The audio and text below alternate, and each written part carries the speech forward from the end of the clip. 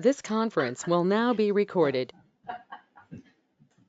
So there's something wrong with us, because that usually makes a lot of noise when we start recording. Yeah, it says something. Yeah, I don't know what's going on. Are the speakers turned on? The speaker is set.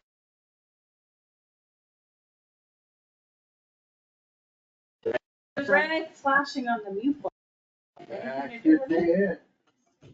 On the bottom. Yeah. Camera just. Oh, the camera You just- have an owl, right? Yeah. Should he say, can he say something? No, he's gone out of the room. He Is it can still hear red? us, so the mic part's working. Or mute was turned on. But that might just be Yeah. the, Probably mute. Mute us. yeah, that just mutes off.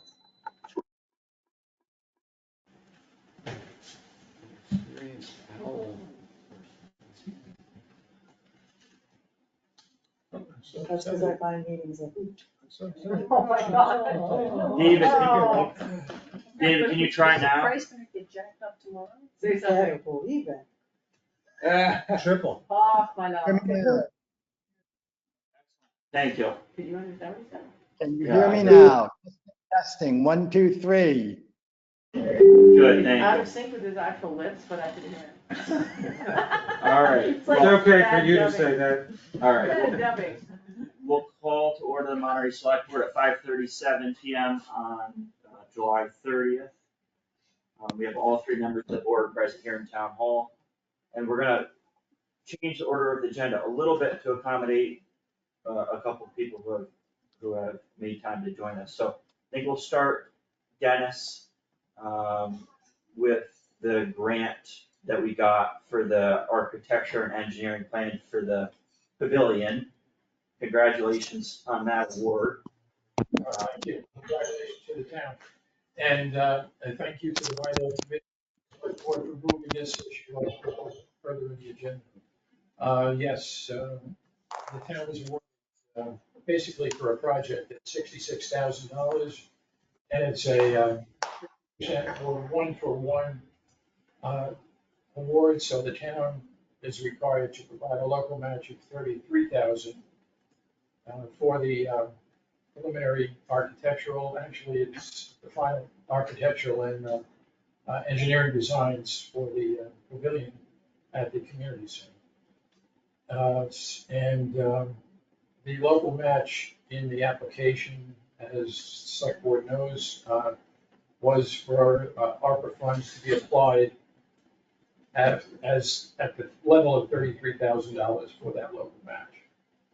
So just to clarify, all we need to do at this meeting is reconfirm essentially what we've said before, which is that we're gonna use ARPA funds as the match. Now we know the exact figure. I think before the figure might not have been as exact. Right, we had asked for 66,800 and they granted us 66,000. Okay. So, I would just move that the board confirm the $33,000 match for this grant to come from ARPA funds. I'll second. Any other discussion? No, with the approval of the board, what I will do now on the digital application response form, I'll simply attest that the select board had decided to approve the use of ARPA funds. All right, so we'll call a vote. Susan? Yes. Frank? Yes. And Justin, yes as well, so that's unanimous approval. And thank you so much, Dennis. Thank you, Dennis. Nice job. May I ask, I believe that there were a certain number of ARPA funds approved back maybe a year or two ago. So is there a balance that? So, good question.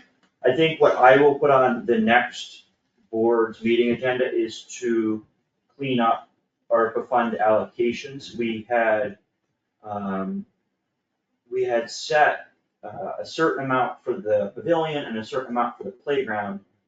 The playground project's actually finished. It came in a little bit under the maximum budget. So it's likely we can shift those funds to the pavilion and also come up with a very clear number. At the same time, we'll also probably clarify that this 33 is for the engineering and architectural study, and then the remainder will be for the construction. There's also, just putting it on your radar, potentially an increase for the Historic District Study Committee. The consultant, we allocated 10,500. Apparently they got a quote for 15,000. So in a future soon agenda, we will have a better concrete figure for you. And another update on that was just that $29,000 that was for lighting. The board agreed to keep that on the books as a special article and transfer it at a future town meeting, essentially for pavilion construction. So there's that 29,000 in the background as well. Then we'll have a pretty clear picture of what our budget is. I'm still assuming we'll probably need to get some additional funds at a future town meeting. But we'll have a very clear picture of what exists between ARPA and the special article. That sounds terrific, and the reason for the question was, in the fall, we'll hopefully have this particular grant application wrapped up, and we'll be able to apply for construction through another fall offering from the Mass Cultural Council. And what would be the timeline on that precisely? Assuming funding is appropriated, which I believe the state budget will be, the timeline would be to submit the application mid-December. We'll find out about the same time that we did this year, June or July. And at that point, if we're successful, we'll be able to go out to bid. The bid documents will be part of the application. And, essentially, when all is said and done, either in the fall of next year, as well as the spring, we'd be in construction. The sooner in the fall, the later in the spring of '26. And will the fall grant also be a 50-50 matching grant, or is that got different rules? Yes, but in that particular case, they will approve up to 200,000.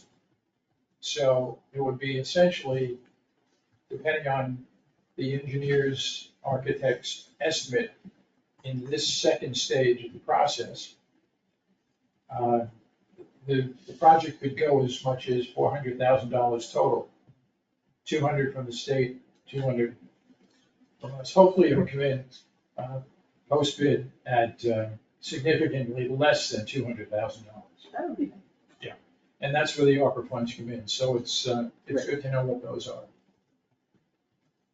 Cool. All right, Thank you very much. Thank you, Dennis. Okay, thank you. Thank you very much. And we'll turn to Lizanne, who's here to discuss Roadside Store parking with the board. And I think it's probably safe for me to just sit this conversation out, because obviously I'm an employee at New Farm, so I don't want it to look like I have a conflict of interest. So I'll leave it up to Susan and Frank.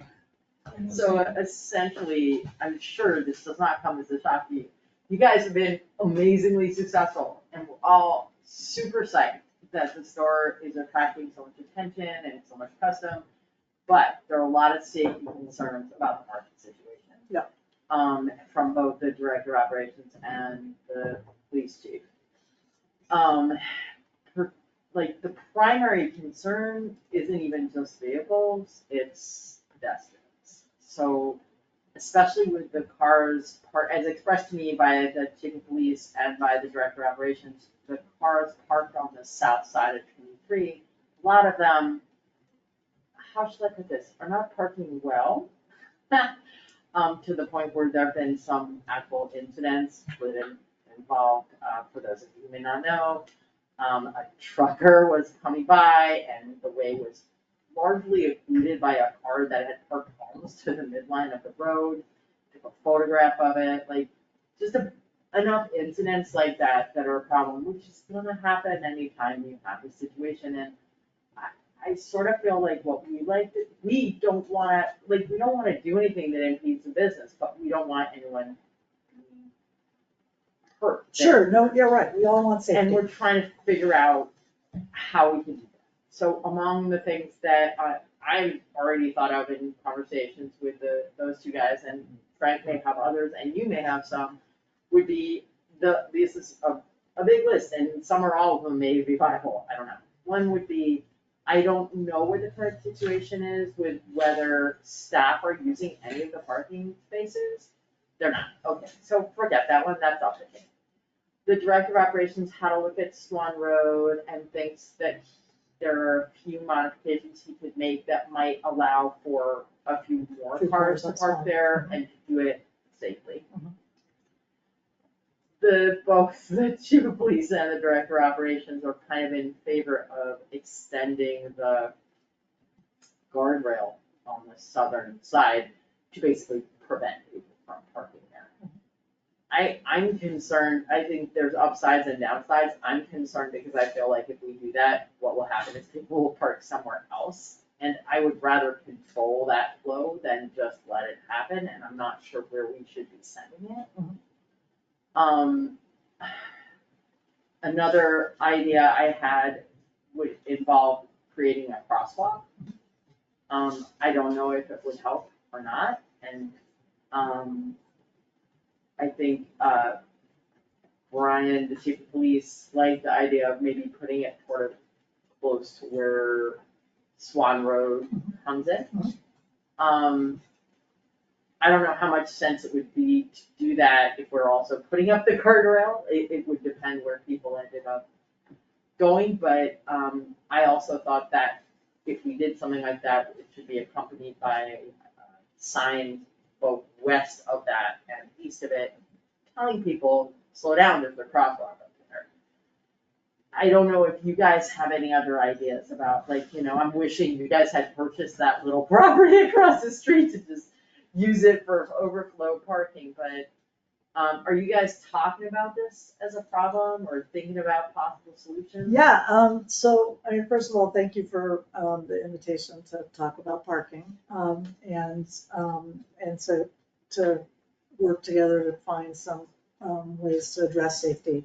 So we put up some really little signs, because there's some size issues as a first start along the Route 23 to alert people to park inside the white line, and a sign on the door and a sign on the counter inside reminding people to be safe and park off the street as best they can. But we can, I think a good first step, in addition to some signage, that maybe we can move towards some larger signs when we kind of figure out our kind of game plan, is to try to direct people up Swan Road first, which is the safest. We drive and drop off and have a van that's for staff and guests. There may be some ways to, and we park over in the loading zone, so, we may be able to create an additional parking spot back in there. We'll take a look at how to do that to expand we'll have to come back with an official plan for that, so. I mean, I think if we can maybe start one step at a time and see if the situation is improving and work towards a longer term solution, but yeah, we probably need to work on a longer term plan, which is probably gonna take some time and resources, so crosswalks and things like that. And I'm not sure what the best, I mean, you don't have to do it in select board meetings. I'm not sure what the best mechanism between the like, sort of, I'm thinking the chief of police and the director of operations are the two key players in who would actually carry it out. And in fairness, the director of operations also has a lot of fire EMS experience and. So maybe we start with a meeting with them to just kind of get the ball rolling with coming up with some ideas, and we can kind of phase steps, and so we kind of see where we get to the point where things feel resolved. It might be too strong a word, but at least safe. I suspect it will be an evolving situation. Is it really realistic to expect people to be able to park on the south side of 23 across from there? Because it's an incline, it's an incline, so people tend to stick to the line or pass it because they're like that. And that would be major road work, and that's where the DPW DPW guy that said, put a guardrail there. Right. So I think that we need to get clarification that that's not an option unless there's money put forward to build it out or something like that. But I think my gut feeling would be cost prohibitive. It'd probably make the most sense to put the guardrail up. Well, I think no parking signs to start with. The guardrail, time by material, we schedule the work and do the thing. I think what we have to do is, my feeling at this point is put parking signs up there. We can get with Jim and find out. I saw his email about establishing Swan Road to do that. Once he has that, we put up the parking signs and see where we go from there. But I think there has to be a message. I just don't, at this point, without major modification, parking across the street is not an option. That's my feeling now. It's a safety hazard. I mean, I came down there the other day and there was a truck on this side of the road heading east because he was avoiding cars that were parked there. It's an accident waiting to happen. So I think we need to get with Jim and find out what his schedule is. When we do that, we can get something in the Monterey News, we get something on the, Google, if this is what we're doing, and, Brian and his team will have to spend a little bit of time down there enforcing the rules. I can't imagine in the winter. I don't think it's gonna be a problem in the winter for two reasons. One, the minute you have snow, no one can do it, and two, That's what I'm thinking. the number of Business people. won't be as busy. It's Yeah, it's summer. just this summer. And with the general store closed, we had no idea it was gonna be this busy. And it's just clearly that. It's a good problem to have. Yeah, it's a I know, big problem, right?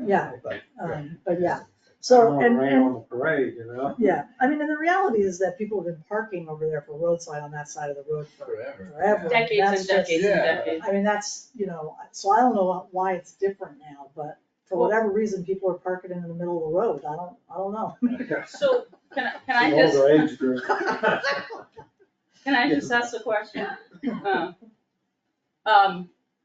So is the concern, I'm hearing two concerns. One is the cars over the white line, which, Safety. right. Yeah. And then the other concern is people walking across, because you can, I think there are about 5 cars that can fit easily not over the white line. Like Yeah, that's but the, the thing about it is, if they get over the white line and they open their doors, the door past the white line. Right. And okay, but that's honestly, that's anywhere in Great Barrington.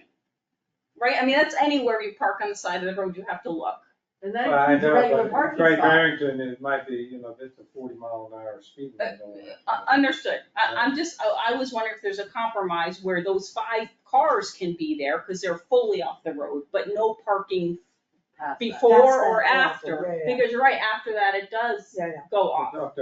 I don't know, we need to talk to Jim. I know Yeah. I saw him down there in the last week looking at it and so forth, but I think what you had suggested, that he's getting with Jim and Brian. Yeah. Yeah, let's start there. I think if we can redirect or orient those spots up on Swan Road, that helps to reduce the safety issue enormously. And if as we look at what's going on 23, again, it is true that cars have been parking there forever.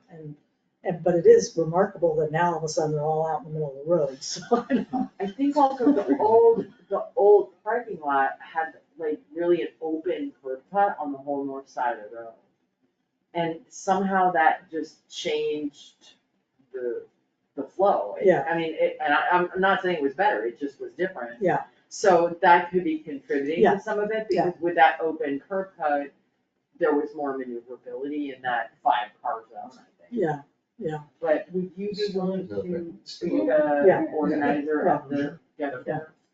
Yeah, but we'll take a look at it. Let's see what we can come up with. If we do have one step at a time, and let's see, we'll try to work towards something that may be a win-win. And I mean, a temporary thing might involve the sign and cones, or, more police activity on the busy days for a while, or whatever. We don't want anybody getting hurt, that was what. No, that's right. Yeah, absolutely. Yeah, we don't want any accidents with people getting hurt. So I think we're all on the same page. Safety first. That's right. And food next. And coffee, Then coffee. coffee above food, I think. Yeah. Thank you for getting Thank the you. espresso machine. So I'll, Yeah, You'll- I'll be in touch. great, all right, Yeah, great, thank we'll work something all out. right, thanks. All right, thank you, everybody. Thank Bylaw Committee. Thank you. Thank you. Thank you. Thank you. See you later. right, the next item of business is Bylaw Review Committee. Apologies for the delay. Thank you for your patience. I think I'm gonna call, oh no, David, your audio works now, right? Does it? It Yes, does, it does. it does. Okay, thank you. I did not know that, so I'm glad my audio works now. So thank you, Justin, Frank, Susan, and my committee for being there. I am going to type any and all changes and comments we make during this meeting, and I can distribute to everyone after the meeting. So as we go, if you see me looking away, I'm typing our changes. And I think one question I have for you, David, is what do you want to accomplish at this meeting? I know I have some kind of things that I noticed that might be missing or could be added, but I don't know how granular we wanna get right now, or should I email them to you and we could focus on the process and the next steps at this meeting, or some mix of the two? Yeah, I think, Justin, what the committee was hoping for at this point was we have gone about as far as we believe we can. We wanted first to have the select board look at our work product and pick up any glaring errors or omissions. And then ultimately, and by the way, Stuart, Jeff, Mari, weigh in if I misspeak, ultimately schedule a public, very well advertised, or at least well advertised, public meeting where here are the originals, here are our changes, make it an information session, potentially then coupled with an open meeting of the committee to say, okay, this is what we heard in the public session.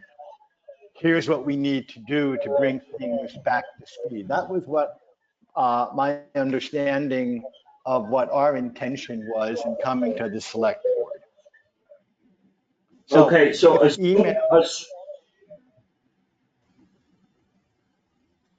sorry, I stepped on you there. Yeah, if emailing your minutia, as you called it, is an easier way of approaching it than dealing with it here, that's fine. If we want to deal with it here, that's fine too. But I'll also let my committee who's sitting there weigh in and say, no, we want to get to the big issues and not the little word issues. So Jeff, Well, how about Stuart, Mari.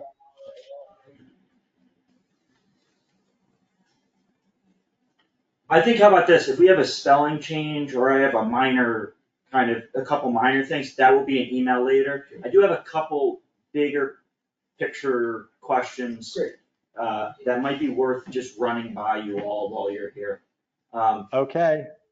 Before we get into that nitty gritty, I just wanna think about that public session. Are you thinking, if we're shooting for the first Saturday in November special town meeting, we're talking about signing a warrant in mid-October, would you be thinking that we would have the public info session just prior to signing the warrant, like early October, late September? Or would we have it now so would we have it in August or early September where we have time to regroup afterwards? Is it like a public comments and questions or public information, this is what we did? I think a little bit of both, but I will let the rest of the committee weigh in also. I think you're gonna want, thank you, David. I think you're gonna want, we're gonna want time to weigh the comments of the community and integrate those into the draft. If ultimately in November, it all needs to be affirmed at the town meeting. We can't be like having some kind of session with the town on Monday, so to speak, and Saturday be expected to be ready to roll. So maybe late August or early September? Yeah. That would seem sensible to me. Probably early September to get people back from vacations and stuff like that. Yes. Like kids back to school and into rhythm and everything. So we'll call it early September, to be decided, the exact date, but that at least gives us a ballpark date, Mm-hmm. unless we wanna set a date right now. Do you guys think you'd be more likely to want to use this building or the library? I would guess the library, I think the library room would hold more people, judging by some of the things I've seen going on in the multi-use room in the library. So Okay. scheduling on their schedule might also be an important consideration then. Yes. Alright, well, we'll plan on early September, I might not be around, I'm gonna be gone much of the month of September, but, Can't imagine why. Are you going on a honeymoon? and I have a friend's wedding and my own wedding, so I'll try to be there if I'm around.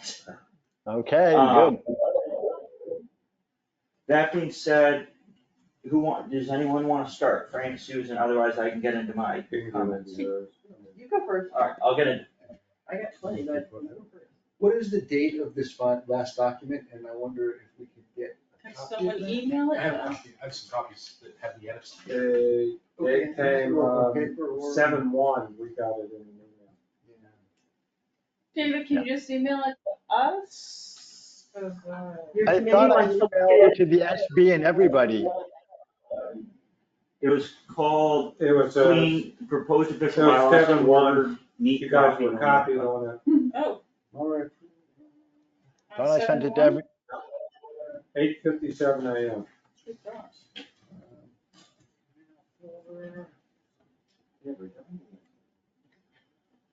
I'm gonna check my email just to make sure I did send it.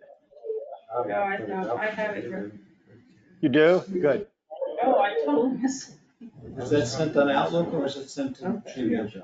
It's from his Gmail, and it was on Monday, July 1st, 8:57, and I'll. Word I got it. Yeah.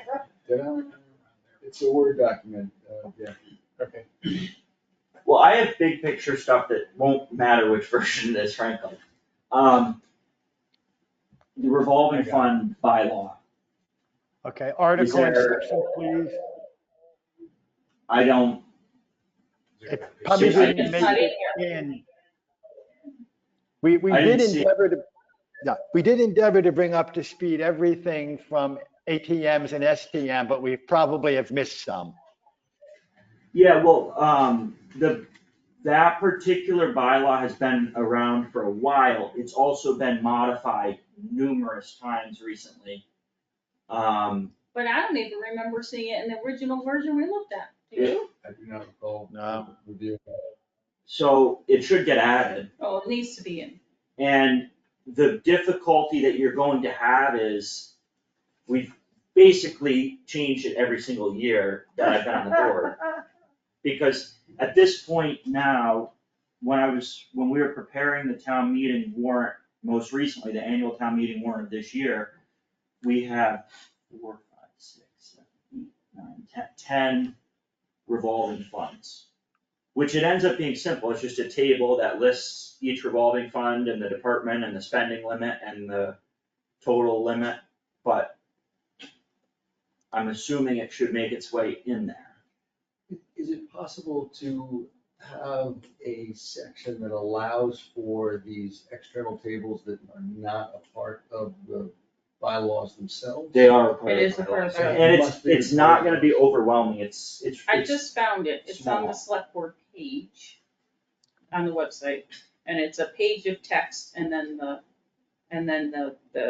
chart, which has 1, 2, 3, 4, 5, only has 5. Yeah, so it wasn't updated with the subsequent changes. And since then, we've added 4 and split 1 into 2. Okay, so somehow that information, needs to get added in. Is that something that bylaw review committee feels like they wanna do, or that select board should do?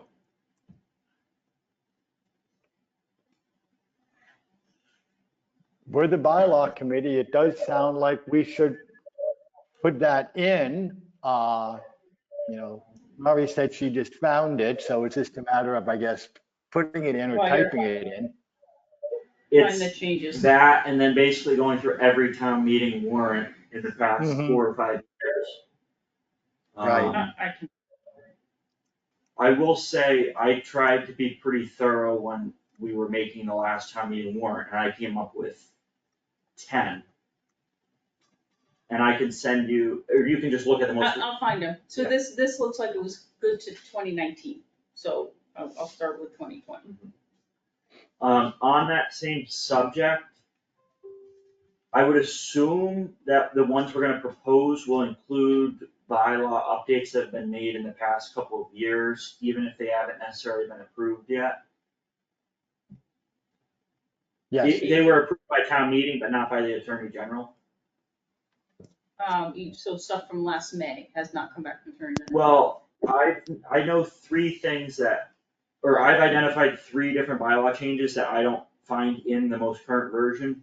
One would just be and I'll just send you this in an email, but the annual town meeting in 2022, there was an amendment to the Bylaw Review Committee bylaw, To correct that. and We addressed that one. I don't think so. Cause what it did was it deleted the last sentence and inserted in its place the following, and it's 2 sentences. And Okay, it's not. okay. It has to be. Then in 2023, there was the Department of Municipal Inspections. That passed town meeting, I believe that should be included. And then in 2024, there was the regular date for special town meeting. So that was only 2 or 3 months ago, but I think that should be included. Probably right when it says the annual town meeting should be the first May every year, then it should just say or whatever the wording was, but there's a second town meeting in November each year. And we should check with the town clerk to see if the AG approved all those. Yes, but I would go, my gut is that you put them in regardless of whether or not they've been approved, because town meeting approved them. Well, that's an interesting opinion. Well, I don't think the AG's office would have anything to say about any of those. I do think that it would be worth. The recall bylaw is the one the AG's office had something to say So- about. I think Chris has actually some bylaws that came back. What's the downside of putting them in there and then if it's approved before November, we're in good shape. If not, then you pull them back out. But we can still have a meeting without it having been a bylaw. We can just call it a special Absolutely. town meeting. We actually. So I don't see any downside in having that specific bylaw. Yeah, well, hopefully it's just approved by the Attorney General, and this is all moot point. Doesn't seem like- And then we don't need to get into the nitty-gritty. Yeah. But it'd be a real bummer, we put a lot of work into all those, or especially the last 2, and to not have them show up, they'd probably be lost forever. So anyway. Then that kind of just transitions in my only other thing, special acts and acceptances. Yeah, so And I know at the end there's somewhat of a list. yeah, and I'm not sure that we ever felt like we got a good handle on that, but we do think that they should be all listed at the end, correct? That's what we, yes. Yeah, that's how we left it, that should be like a separate section. Well, even a separate document, yeah, I like separate acceptances document. and special acts, but yeah, that's a lot of things. Well, that would be a lot of I mean, I don't know that they're all together, right? I mean, this would probably take somebody, your new going back 100 hours. through town meeting minutes and pulling those out and putting them in a document. Unless somebody's got them in the town clerk's office already listed. I'm totally fine to say it's beyond the scope of the bylaw review committee to focus on MGL acceptances and special acts. And I'm then fine with that we could too. just deal with that, so maybe you all don't even worry about it, but I just wanna figure out where we're at with I it. think it's a research project and I think you're right, it's beyond this committee. Okay. Yeah, agreed. So don't even bother trying to make a list at the end, We right? won't. Now, were there some areas where it was difficult to tell if it was an acceptance or a bylaw? and where maybe it was potentially in our bylaws, but now you're removing it because it was merely an acceptance. I think so. So in those instances, you should, and kind of did, keep a running list so that we know we have something to start with and they don't disappear into the ether. There were also, quote, bylaws that really felt like they were regulations of some sort, but not a bylaw. And personnel policies. And like the speed, I think if I may not recall this correctly, but the speed limit on a certain road should be a certain thing, certain amount, as if that was a bylaw for the running the town, as opposed to, back in whenever it was voted, the town voted, yes, we're changing the speed limit, but that's not necessarily a bylaw as we think of bylaws. I mean, I find it hilarious that like establishing town governance is like a page and discussion of correct signs is like 10. So, I'm Yeah, there was stuff like that Just too. on the relative Right. scheme of what's important, some things will out of whack me. so I'll wrap up my comments and then I'm done. I've had my time, which is just that, Marty's gonna work on the revolving fund. And I can potentially help unless you feel like you don't want any. And then there's the 3 most recent bylaw changes that I'll just email specifically. And then the MPL acceptances and special acts is not gonna be within the scope of the Bylaw Review Committee. And we'll have someone do that research at a later date. Except that when there were acceptances that were listed within the bylaws and you went to remove them, you'll share a list and kind of already have of what that is. That's all I have. There's a couple of comments that Donna made that I wasn't sure, like, it made me think, but I was like, I don't know if we wanna talk about them, or, like, for example, do we want the COA to have the authority to hire a COA director, would be an example. I thought that, It's on page 3, it's, Article 2, offices, boards, and individual appointments, under section 6, council on aging. I thought that the goal here was essentially to replicate our existing bylaws as closely as possible, but clarifying everything. So if the council on aging doesn't currently have that power, Then we're not changing. we're not changing it, Got it. although this could tee us up for changes like that in the future. It's same for the zoning board of appeals, doing one they get appointed instead of Yeah. elected, so that's Yeah. different from the plan. Gotcha. At least at our last No, you're meeting, that right. was the That's gist of true. what I got. So part of what we did, as I recall, even though it was a while ago, was we wanted there to be consistency across like areas. Mhm. And that also meant weighing at times different versions of the same bylaw. That there was wording, as I recall, that we would say, well, gee, I'm making up these dates, in 1936, we said this, but in 1952, we said that. And then there's someplace else where it appears to be written in a different way. And so the idea was consolidating it into one bylaw as opposed to different versions. That may not have been re-voted on, simply just picked up and carried over incorrectly someplace. On So- that, So that was No. difficult. on that note or this subject, section 4 of Article 2, Concom should really just be 7 members like it currently is, right? And then if we wanna change that to 5, we'll do that. Although, on the other hand, I think we could possibly propose at this point some corrections, like the tree warden is elected annually at the annual town meeting. It's at the annual town election, and that to me is not changing something, it's That's just correcting what's happening. So that kind of change, I think, right, is okay, but I agree, changing the number of people on a committee or changing whether they're appointed or elected, I agree with what you just said, like, put that off for. I agree with both. And tree warden, I had noted and I agree as well. And this is They're a just not, mistake, they're it's just a not. Well, it's because election used to be during town meeting, right? Right.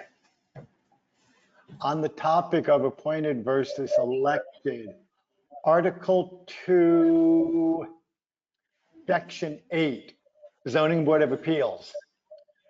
Don had opined that those members should not be elected, but instead should be appointed by the select board. because, and I think I will quote her, I recommend that the ZBA be appointed by the SP. Since the planning board is elected, having the ZBA appointed improves the chances that at least one board will have experienced or knowledgeable members familiar with how to interpret land use statutes and bylaws. So that's a fairly substantial change, if you ask me.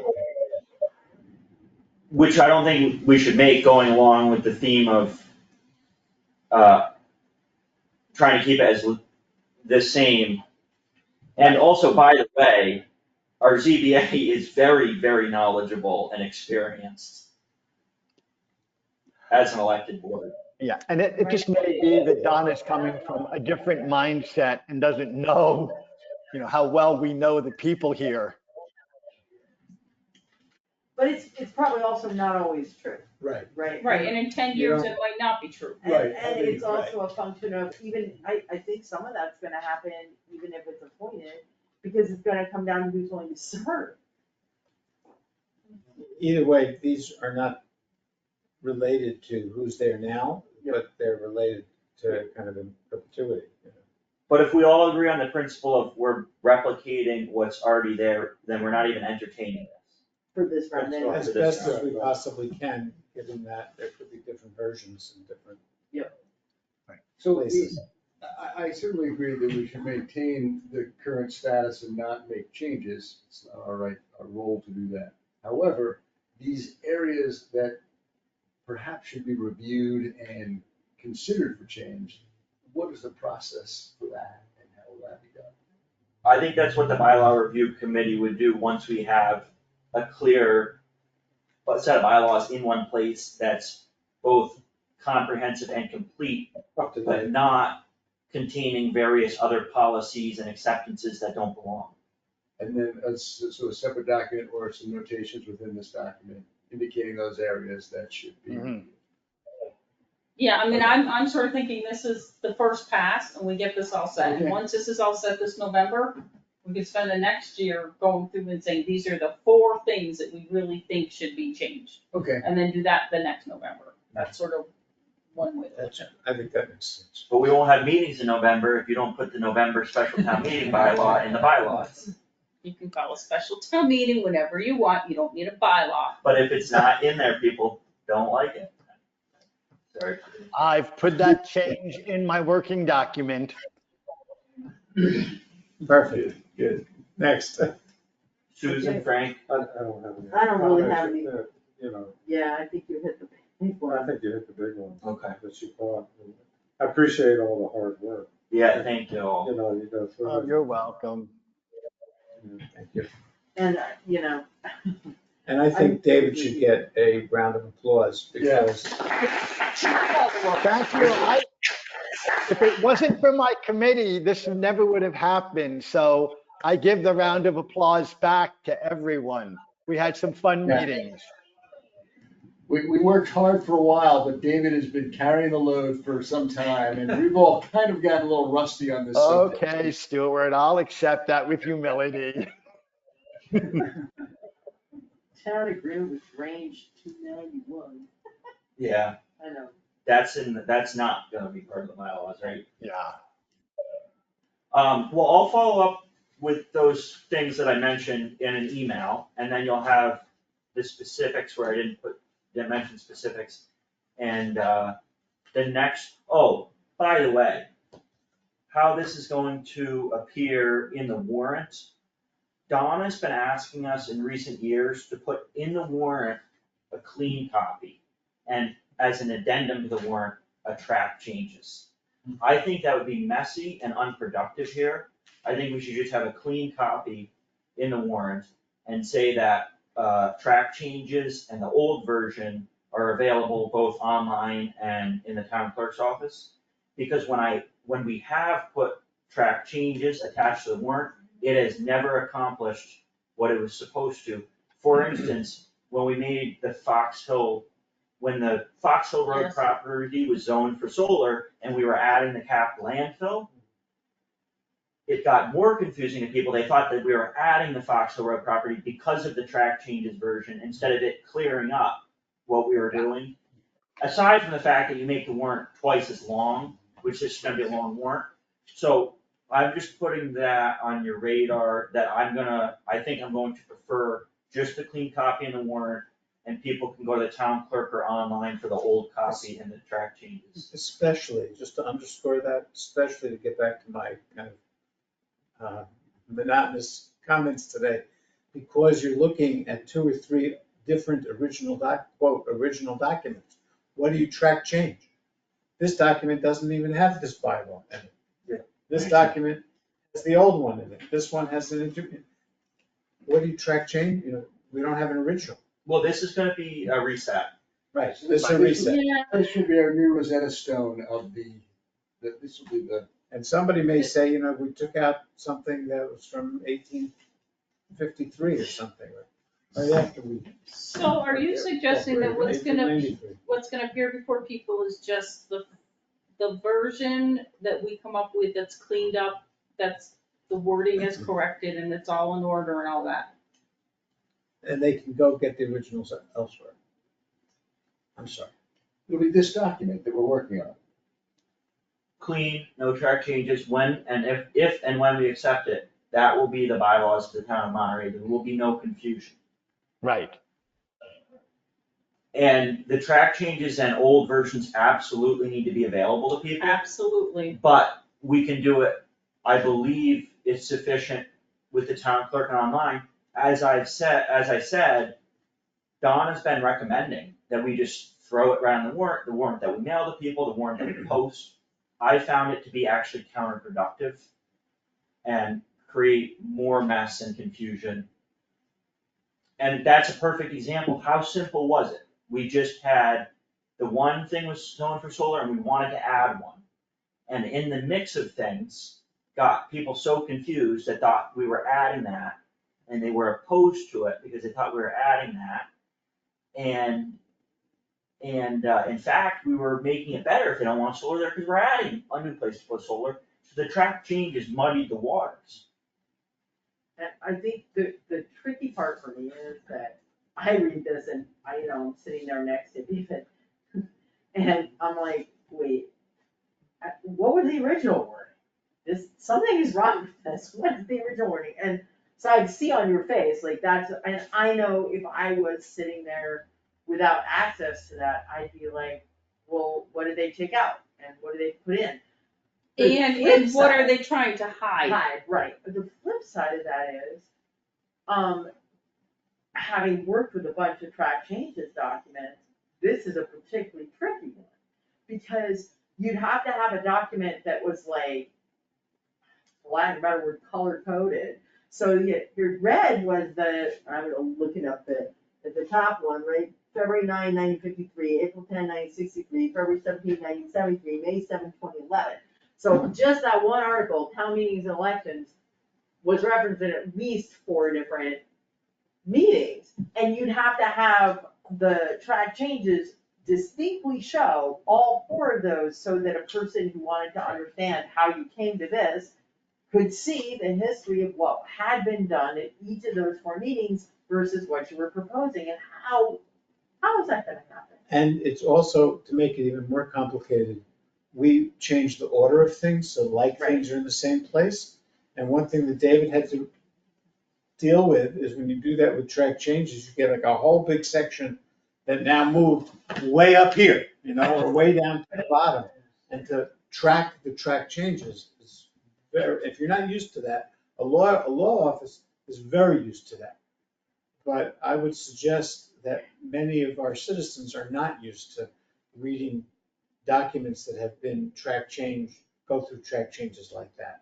And I guess I don't know if there's an alternative that's available that is a method of dealing with something like this that does make it easier. I mean, I think at the end of the day, what I learned from that instance, it was clearly double underline meant move. Right. Didn't matter. It confused people. Right.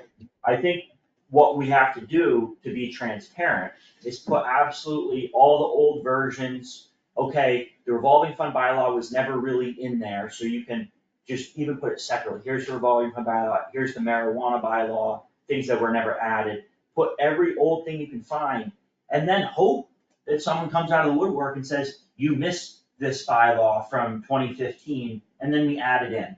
Right. Yeah. I think But a you cover put it note, all out there. I think, a cover note would be very important, like a well-written executive summary, cover letter that says, this is what we're doing and why. And you want to look at all the old stuff, here's where you can get it. You get it at the library, you can get it at the clerk's office, you can get it in town hall, wherever you can get it. You can get it online. Here's where but here's why we did it this way and why we can't give you just one track change document, because we will work you off 3 or 4 different documents. Can I ask a question? If we do No, go ahead, sir. if we do a informational meeting and make this information available, those residents perhaps that are interested in this subject will dig in and perhaps bring to light certain things that we need to know. But otherwise, I think there's just too much. I would agree that it's simpler to just do this one. When, so under like Article 2, Section 2 of Finance Committee, it has 4 different dates. Did you actually have 4 different documents?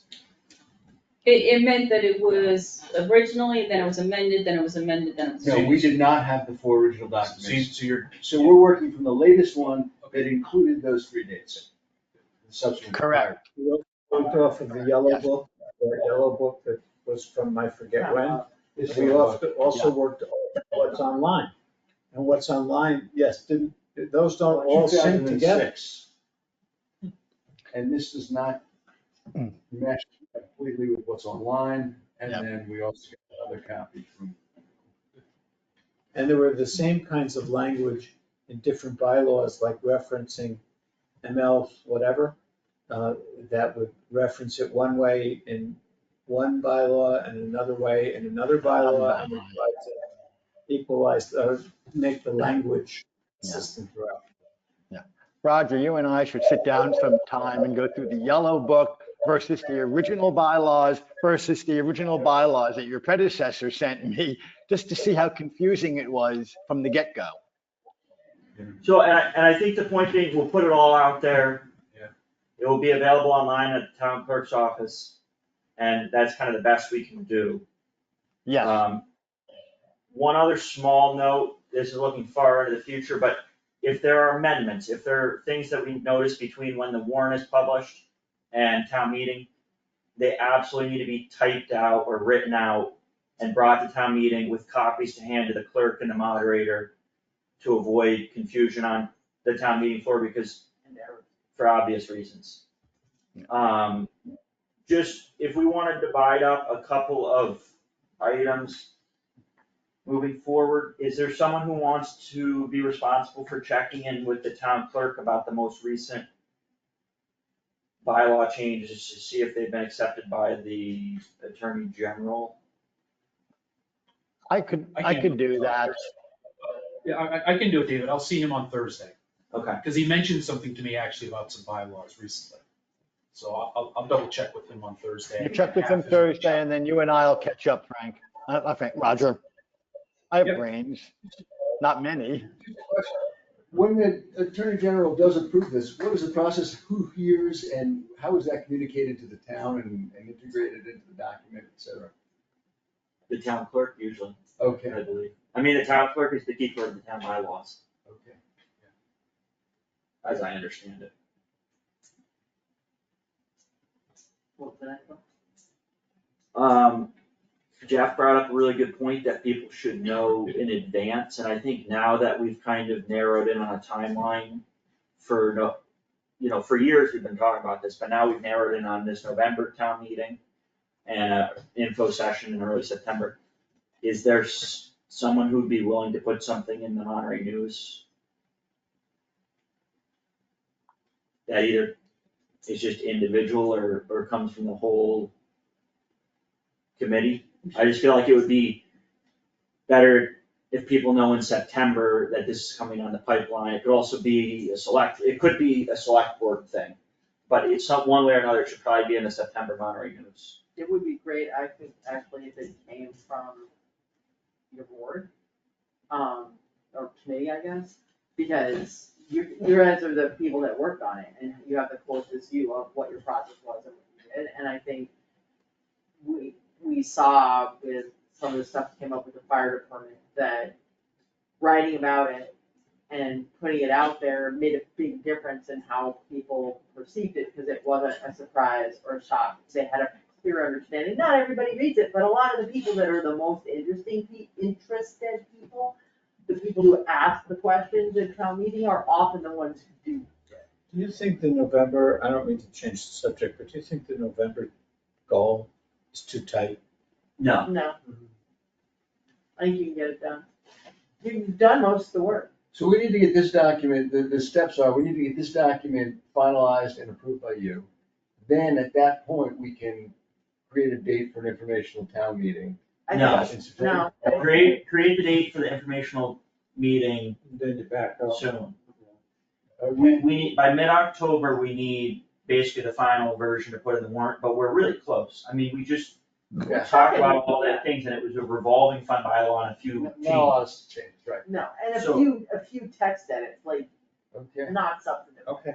David has got a hand up Yeah. there. Yeah, so Justin, to comment on what you said, since I'm gonna check in with Roger on the AG, and I have my very erudite wife with me, I could also take on writing something for the Monterey News. Run Thank it you. by my committee, of course, to make sure that I'm not saying anything wrong. So that's Sounds two good. things I can take on. I That will would be be great. away much of the first chunk of August, so don't let me hold up anything. Okay, Alright, so that would be great, and I think we'll put it in the Monterey News, and it should also be an email blast to our list, and it should be an email to the Google group, and just put it out there. We haven't always done great about warning people what's gonna be on the town meeting warrants, and we don't always know, and this year, because of the November thing, we know when it's gonna be, and I think that's a blessing. If we were talking about an unknown special town meeting date, I think the deadline's gonna help here, Jeff. I think. And I think definitely see if you can get the library for a specific date in September, so when you write the article, you can Right. put it in there. We can talk about that offline. so we need to pick a date, and then we can try to get the library, and then I can write the article. Right. Okay. Anything else before we let you go? If you write, when you write your article, if you could do a quick summary paragraph, I can schedule and put it on the news and blast it out. Excellent. Just need like a one paragraph of, review, quick what it is. I can put it right out. I think, yeah, it will be, so that special town meeting, are we gonna do 1 or 1:30? What have we been doing? 1:30. 1:30? What date was that again? First Saturday in November. So I I think don't I know what probably the have it. advantage of 1 versus 1:30, I mean. No, if we do that, if we know the date of this town meeting and we know the date of the info session, that's probably a really good starting point, and then you can just say, we are completely resetting the town bylaws, and we're not changing anything, but we are just reorganizing it and cleaning it up. It's, So that would be November 2nd, first Saturday. Yeah. At 1, did you say, or 1 or 1:30? 1:30. An exciting week, just a few days later. No, really. I had a plane ticket. Uh, I had a plane ticket.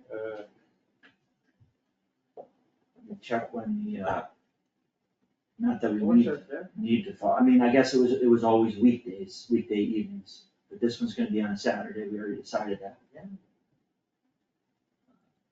It was at 1:30 last year, Okay, on March 2nd. That was that's, no, yeah, that was this year, oh, that was this year. but we have since COVID been doing, Saturdays, Yeah. because it was outside. And we could do it in the middle of the day, so it was hot and not There was outside at 5 p.m. There was October 23rd, 2023 meeting. it was at the school, that was a school district, and they wanted us to have it at 6, so we accommodated that request, I believe.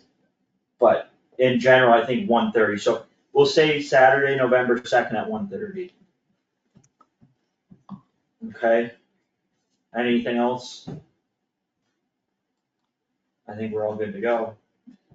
Thank you. Thank you. Thank you. Thank Thank you, David. Glad you're feeling Thank you, better. Justin, Susan, Frank, Stuart, Jeff, Murray. All right. Sounds like a plan. Have a good night, everybody. Thanks, all. See you later, Joe. I'm all right about Good night, all. Thank you. Good night.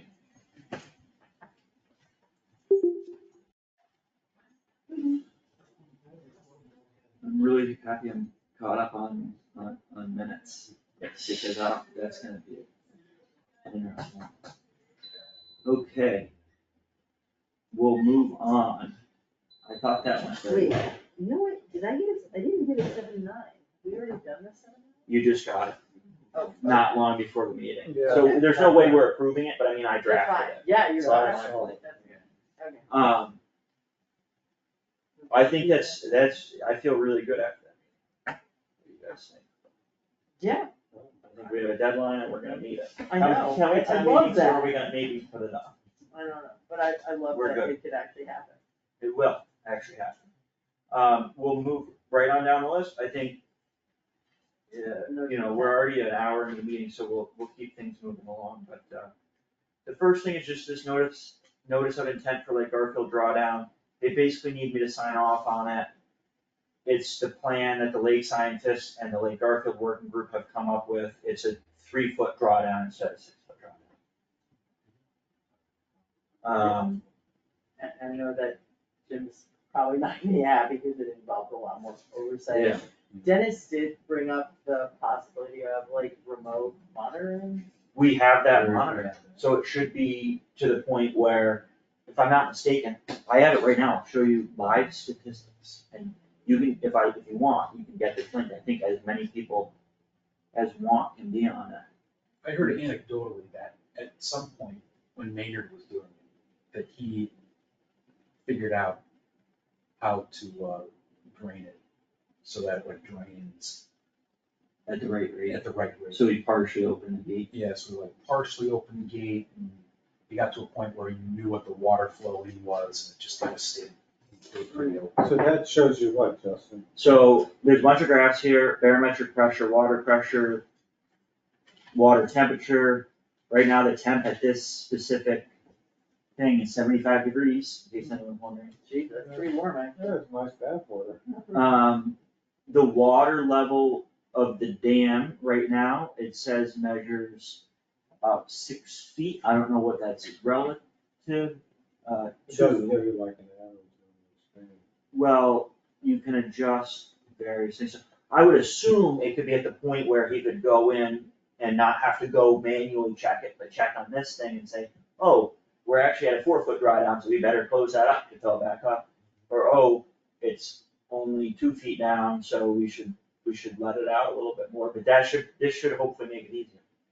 I think Dennis was referring to something that could do the controlling of the dam remotely, but I'm not sure that's even a possibility. Well, It's the anything's tech- possible, it's the cost. Cost, right, yeah. I think they were actually, at the Concom meeting, Mike Jermaine mentioned that. Trying to look at what the costs are, or something like that. So it's something that would. So just automatically, adjusts automatically. I wonder if the battery was dead, because if you look at the past month, Oh, it's just done. it's not, except you can see barometric pressure. Where, I wonder if it's all in the Well, how long same is that suite. time period? Is that? this is a month, That's a month. but I in any, wouldn't mind getting that long. yeah, and Yeah, that one's one's let you know. I like this, stuff like that. I wouldn't- Is that information? I think this, I don't know if you wanted this, I have this, I printed this out, which I is think the it's all signature. I thought it was not an e-signature. I didn't see it as an e-signature. They actually, when they sent those documents that you had, that you sent out this, Yeah. all of us, this was like a separate signature page from the actual application that somebody else had signed. Hillary? Something like that. So that was like a separate There was like 3 documents that were all, Yeah.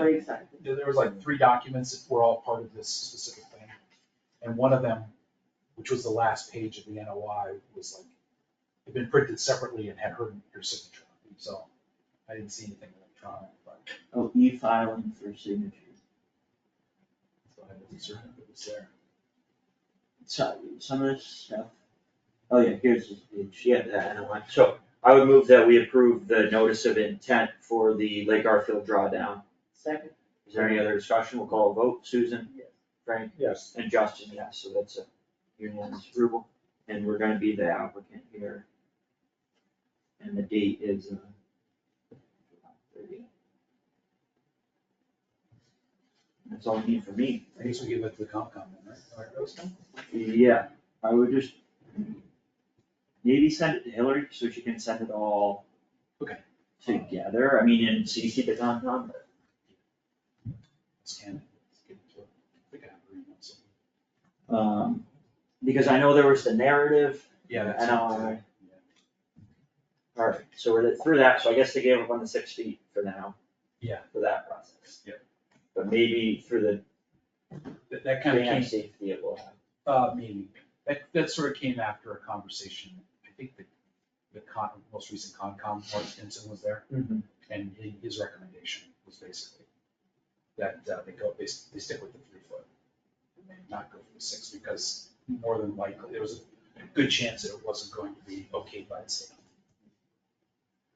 The next agenda item is the letter of support for the Great Barrington grant for EMS regionalization. And I would like to ask that you not sign this. I mean, I have it and you can read it. And the reason why is because I had a conversation with Sean Tryon, the chief of the fire department and the fire company, and he's having some conversations with the another town, Otis, I think he's having a conversation with them to try and get a better understanding.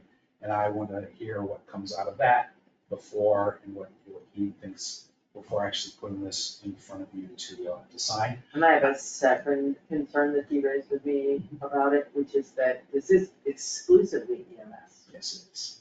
not fire EMS. And the rest of the state combines fire and EMS services. And the idea of talking about regionalizing one and not the other is just look at how we run things. Do any of you know, the camp director at Hume, Tim? Yeah. DeCeleste, What's his last name? DeCeleste or something like that, DISLIETS or something like that. Can I write that down? I didn't bring my pad. Is it an emergency, or do you No, just? no. I'm just have to make a log entry, and I tried to find it. There's like nothing on the website that they have all the big wigs, the board directors, But not the person who's actually in charge of it. right, doing the work. Here. I forget how to pronounce his last name. I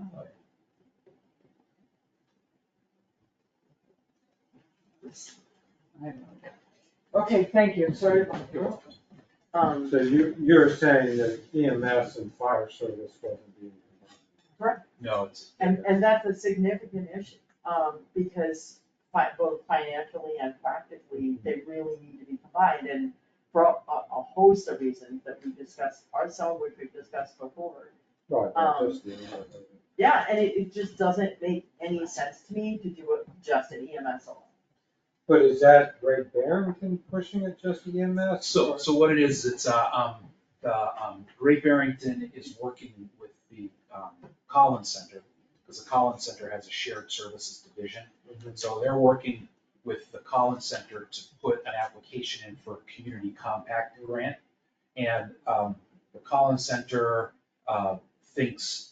believes that Great Barrington would have a better chance with that grant if other communities in South County were to at least just sign and put their name on. We're not obliged to commit any dollars, or there's no dollars promised to us. This is all just about saying, hey, this is something that will give you data, we'll talk to you.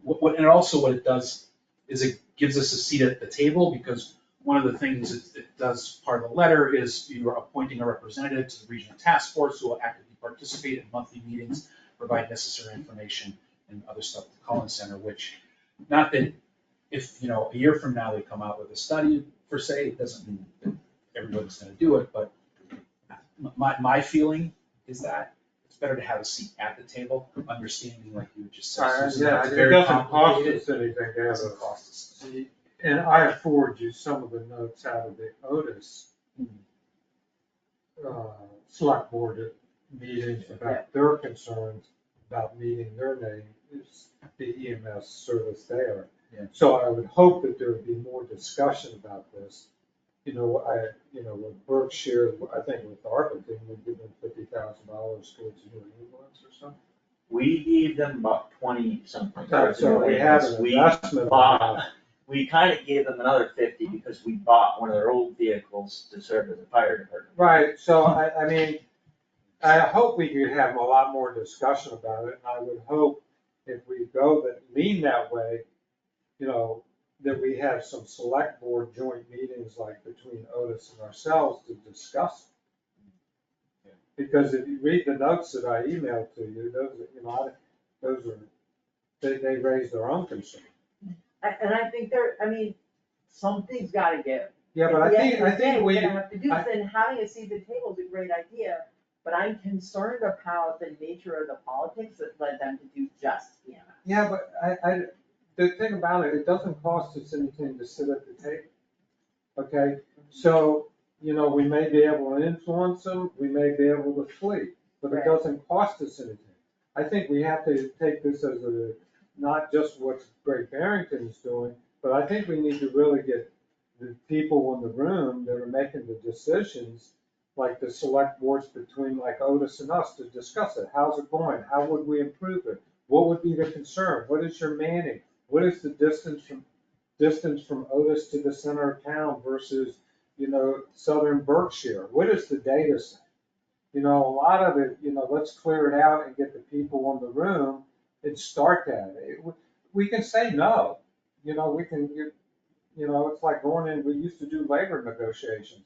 Okay, we're gonna talk about a lot of stuff, but in the end, we're gonna say no to them.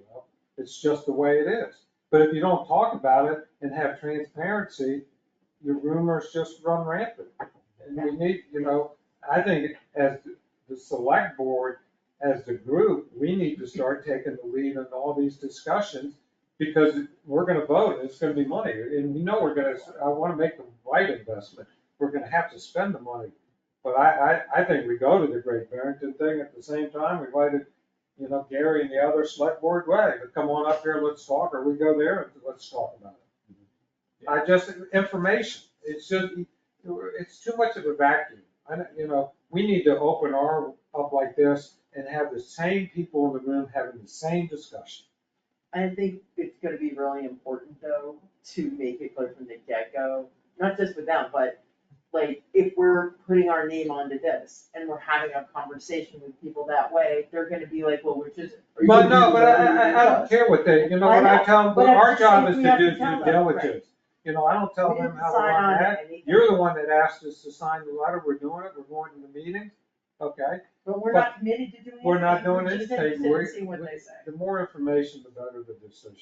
So I would like to wait to hear back from Sean. I would hate And then Sean, just- but and I then don't maybe mind, next but I'm week. telling you, my vote is to get on the table there. And at the same time, is to call Otis and say, let's talk, or New Marlboro, or Sandersville, and get us in there.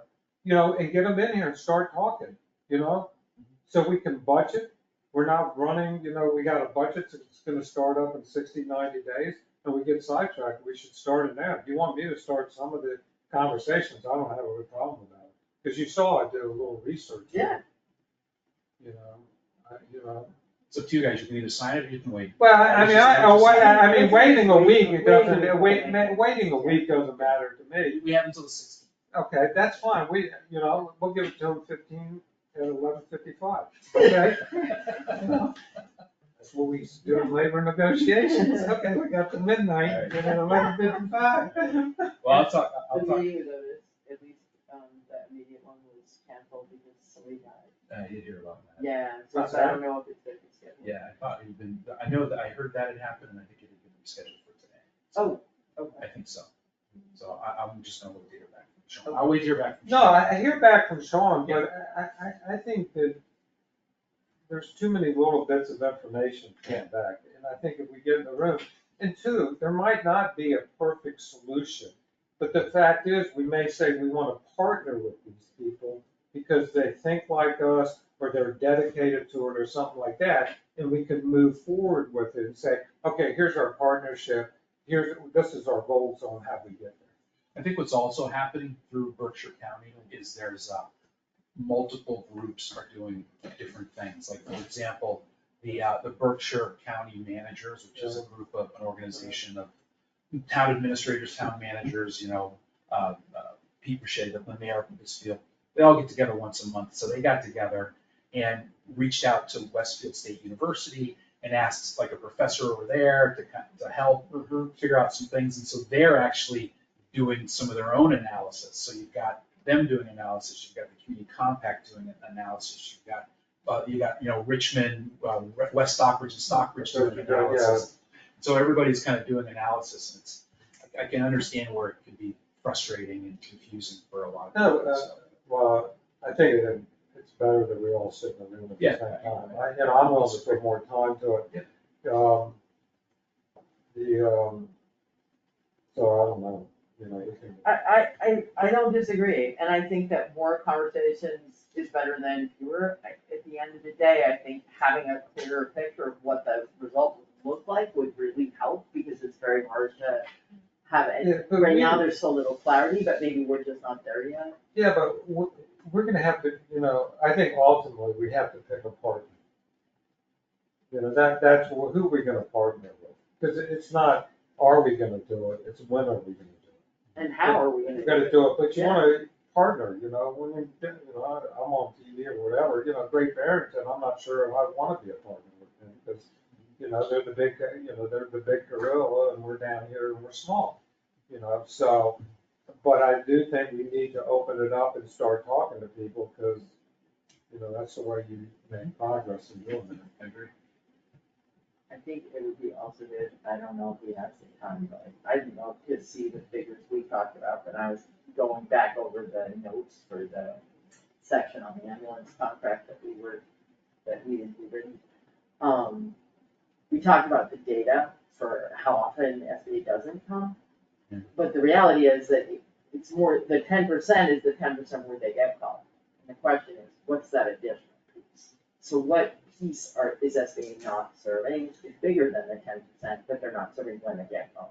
Well, I'd like to know what those numbers were. But I think anybody that we deal with, whether we deal with Marlboro or Sanderfield or whatever, all of them need to show us the numbers. Yeah. Because they all have the same problem, a meeting shortage. And they're not making all their calls, I'd be willing to do it. But who's doing it? How are they doing it? I mean, we need the kind of data that you can look at and say, all right, is it because of income? It's just different data, we need it. And I will give credit to Southern Berkshire Ambulance. They've always put their financials out front. Yes. You can look at them, you can see they're bleeding money. But, so I think that what we have to do is, anybody that we talk to, we have to say, we want to see the data. How does your system operate? Just to keep us all, keep it clear why I'm concerned about the fire piece and how I keep saying it's not us. I got a statistic today that was pretty scary. Egremont is down to 2 firefighters that can do structural fire. Everyone else is over 65. No, it's a problem, but I'm telling you. I mean, and they're out of our range. It's not like we could partner with them Well, I far know, away. they're closer to New York than New York. I know. I'm just saying, like, this isn't It's a just problem. us. Yeah. But we need to start, the people at our level need to start getting in the room and start talking with the help of the fire chief, the directors. I'm not sure how organizationally the EMS is structured, but we need to start talking about it. Yeah, we do. Because we, like what you said earlier, is that, having something in news when we did the stuff prior to the town meeting for the fire truck and for what you wrote, it helps. People read that, they learn from it. But you can't can't start, it's a huge change. It is. So, okay. Bring it back next week. Okay. Alright, treasurer contract, any questions or are we good to approve? It looked good, and looks like you got some numbers in there, and, We got rid of the 7.5 hours. yeah, I saw that. but and she also came up with a number for the hourly and whatever that.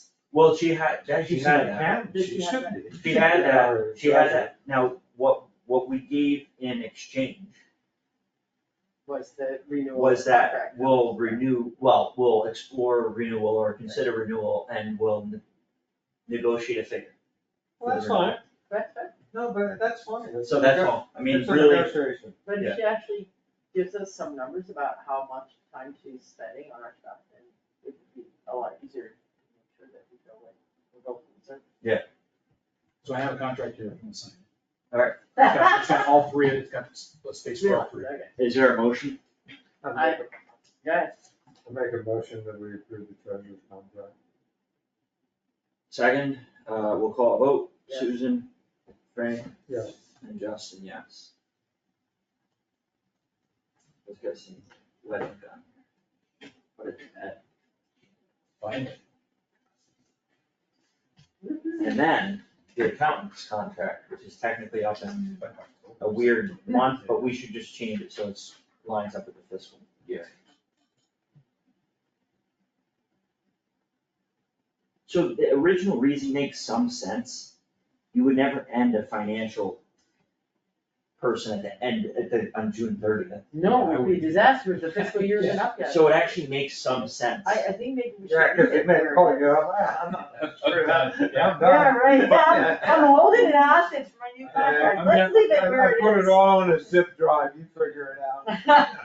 But I'm not a On the big fan of other- anything there, because they always end up, I always found that you always end up getting calls like on July 2nd, where's my check? Right. But on the other hand, it would line up with how we pay them, which we pay them on that kind of fiscal year, decided at the previous town meeting. So I don't know. What do you, I don't know. I think you leave it October. I think you leave it October and you negotiate the next year's amount. Yeah, But I prior think to you leave it the May town October, meeting. I like the structure of doing it June 30th, but it's still. It seems tiny, but it's fraught. Yeah, but stuff happens, I'm trying to be polite about it. It doesn't matter to me. Yeah. Personally, like I said, for a lot of contracts, I always used to have them end in September, like September 1st is when it would start, because that gives you 2 months into the fiscal year to get everything figured out and straightened out. You don't have people calling you looking for their annual maintenance check and all that kind of stuff, so, which is always a pain, and you gotta call some, like this happened to me already here, is that, someone's calling up looking for money for something that I couldn't pay in June when the invoice came for July.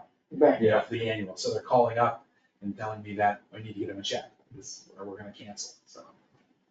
All right, moving on, the audit. So, unless there's any nitty gritty on this particular audit, talking big pictures, this is, essentially a complete fiscal year 23 audit. We have enough funds to do one more right now. What I spoke with Roger about, I'm not sure if anyone else has spoken, but a proposal would be to take our existing funds and pay for the audit of fiscal year 22, and then get funds at the November special town meeting to audit fiscal year 24. And then we have our consecutive. I agree with you. I agree. I agree I with talked you. about it with Roger, We have and I to also do think- it.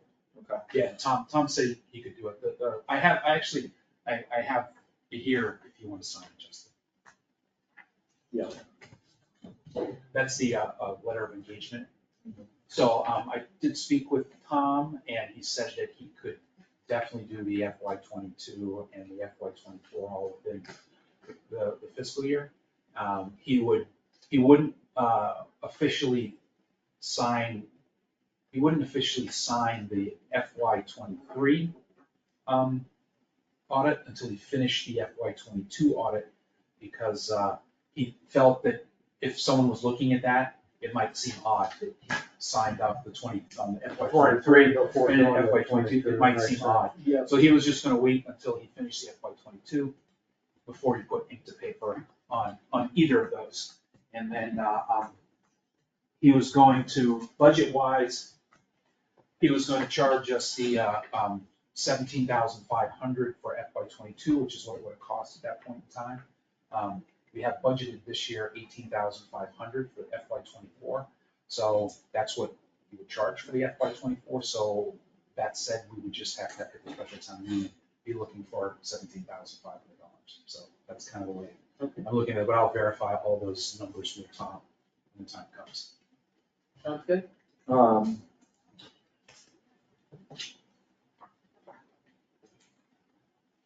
Inter-Municipal agreement with Great Barrington for transportation services, as This is a strange one. This is all just one person signs it, and I guess I send it, they just send it around if you want to sign it. yeah, they might have to do some, Yeah. It's been working, so if it ain't broke. And maybe everybody signs it and they just staple them all together. I did send it to, I didn't get a chance to reach out to Lynn and Catherine before the meeting. okay. So I did send it to them, and I haven't Yeah, heard She anything. asked me about it the other day. I haven't heard anything. Would you? She asked me something about that agreement. I told her I hadn't read it, and I said it's pretty standard. Well, last year, they looked into pretty thoroughly, should we keep doing it or should we put the money elsewhere? And the conclusion was to keep doing it, and so. There's lots of options too. I don't know which one of you three I was talking about, but like Berkshire Regional Transit has now hired additional people to do short trips out from Great Barrington. They were here last week, and I went out and talked to the driver, and they were actually here because there was someone at the library who had requested a pickup to drive them back. So they've got the BRTA, this Tri-Town Connector. The most recent budget that the governor signed has like $100 million for regional transit to be broken up or to make free trips. So there's a lot going on with movement and getting people from here to there.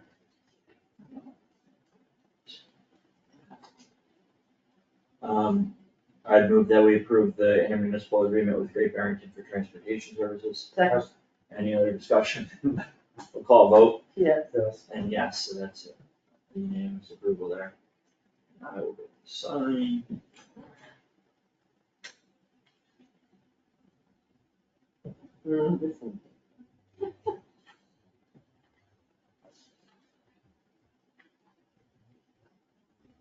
Didn't you do that last year? I did it one year, I don't remember which year it was. Well, I've never done it, so it's intimidating. It didn't involve much, I showed up at one meeting, but then he got, wasn't this the same word that you had some? What's that? Frank went to The some other- RTA. Yeah, he went to the RTA. This Yeah. is The one Berkshire Metropolitan meeting Planning. to pick a southeast sub-regional rep. And it's about just transportation, isn't it? Yeah, It's Berkshire, it's a Berkshire Metropolitan Planning Organization. It's like a 20-year plan thing, right? Yeah, and they're responsible under federal law for carrying out a continuing, comprehensive, and coordinated metropolitan transportation planning process for the Berkshire region. And basically, the regional transportation, that you help putting a regional transportation plan. It's a long-range plan that guides transportation investment in Berkshire County for the next 25 years. And how often do they meet? whoever we delegate has to go to one meeting to pick a representative, to pick a delegate. And I didn't even. And it's delegate probably that. not gonna be from our. Yeah. Is there anyone who's willing to do it? What's the date of the What's meeting? the date? We have scheduled a Southeast Subregional Caucus for Thursday, October 29th at 5:30 PM. This is early, I think, to choose the delegate to that caucus. I could be wrong. The 10-member, in accordance with the representative of the towns that comprise each subregion, meet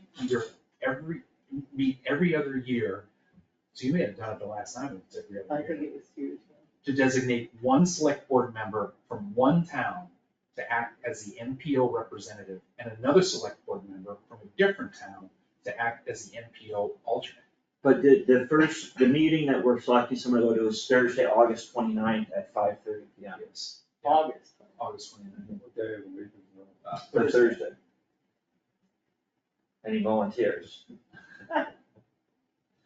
Is it, what time is it? Where do you go? 5:30. It's now coming to the end of it, so. It was COVID, so it was online when I did it.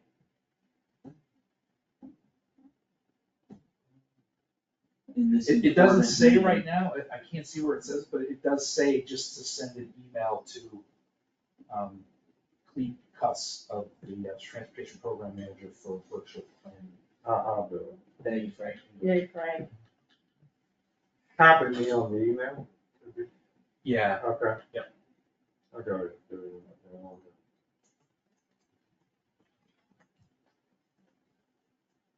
Okay, thank you, Frank, for that. Good luck. It's like the Berkshire Regional Transportation.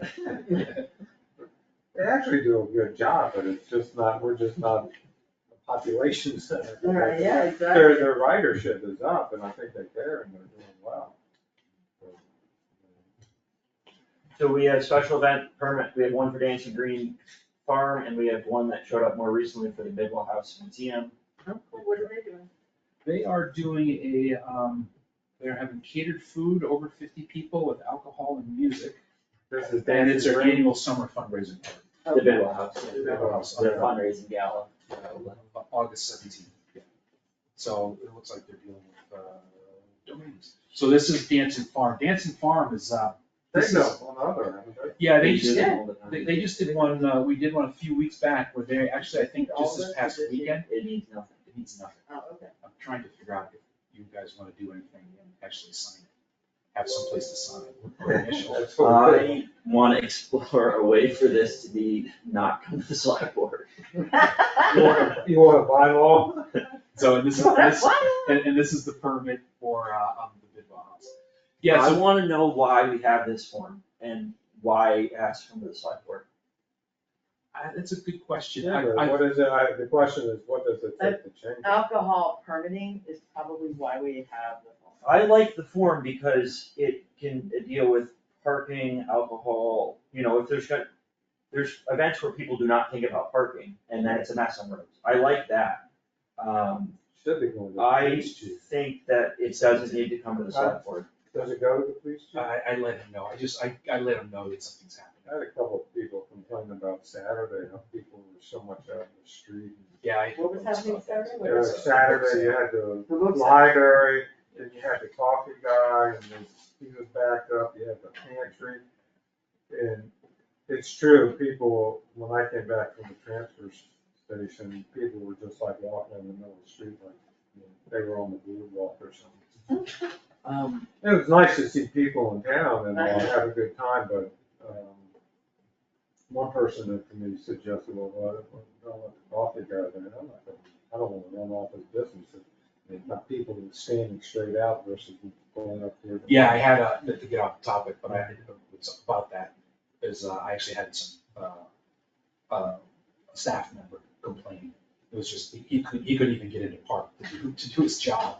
So he was like, he was like parked here to somebody that was pulled into the handicap parking space who didn't have a handicap placard, and they had a huge truck, and he's like, quote unquote, they did like a 300-point turn to back out, and then somebody else was behind him honking and driving over like the curb, and he said it was just crazy there. So he was hoping that maybe next year we set aside some parking space for the employees, or not over in town hall, one or the other. Right, Do something like that. So it's the Saturday of the book sale. Yeah, he even, Well, anecdotally, I didn't see, but he said that there were cars parking on the baseball field.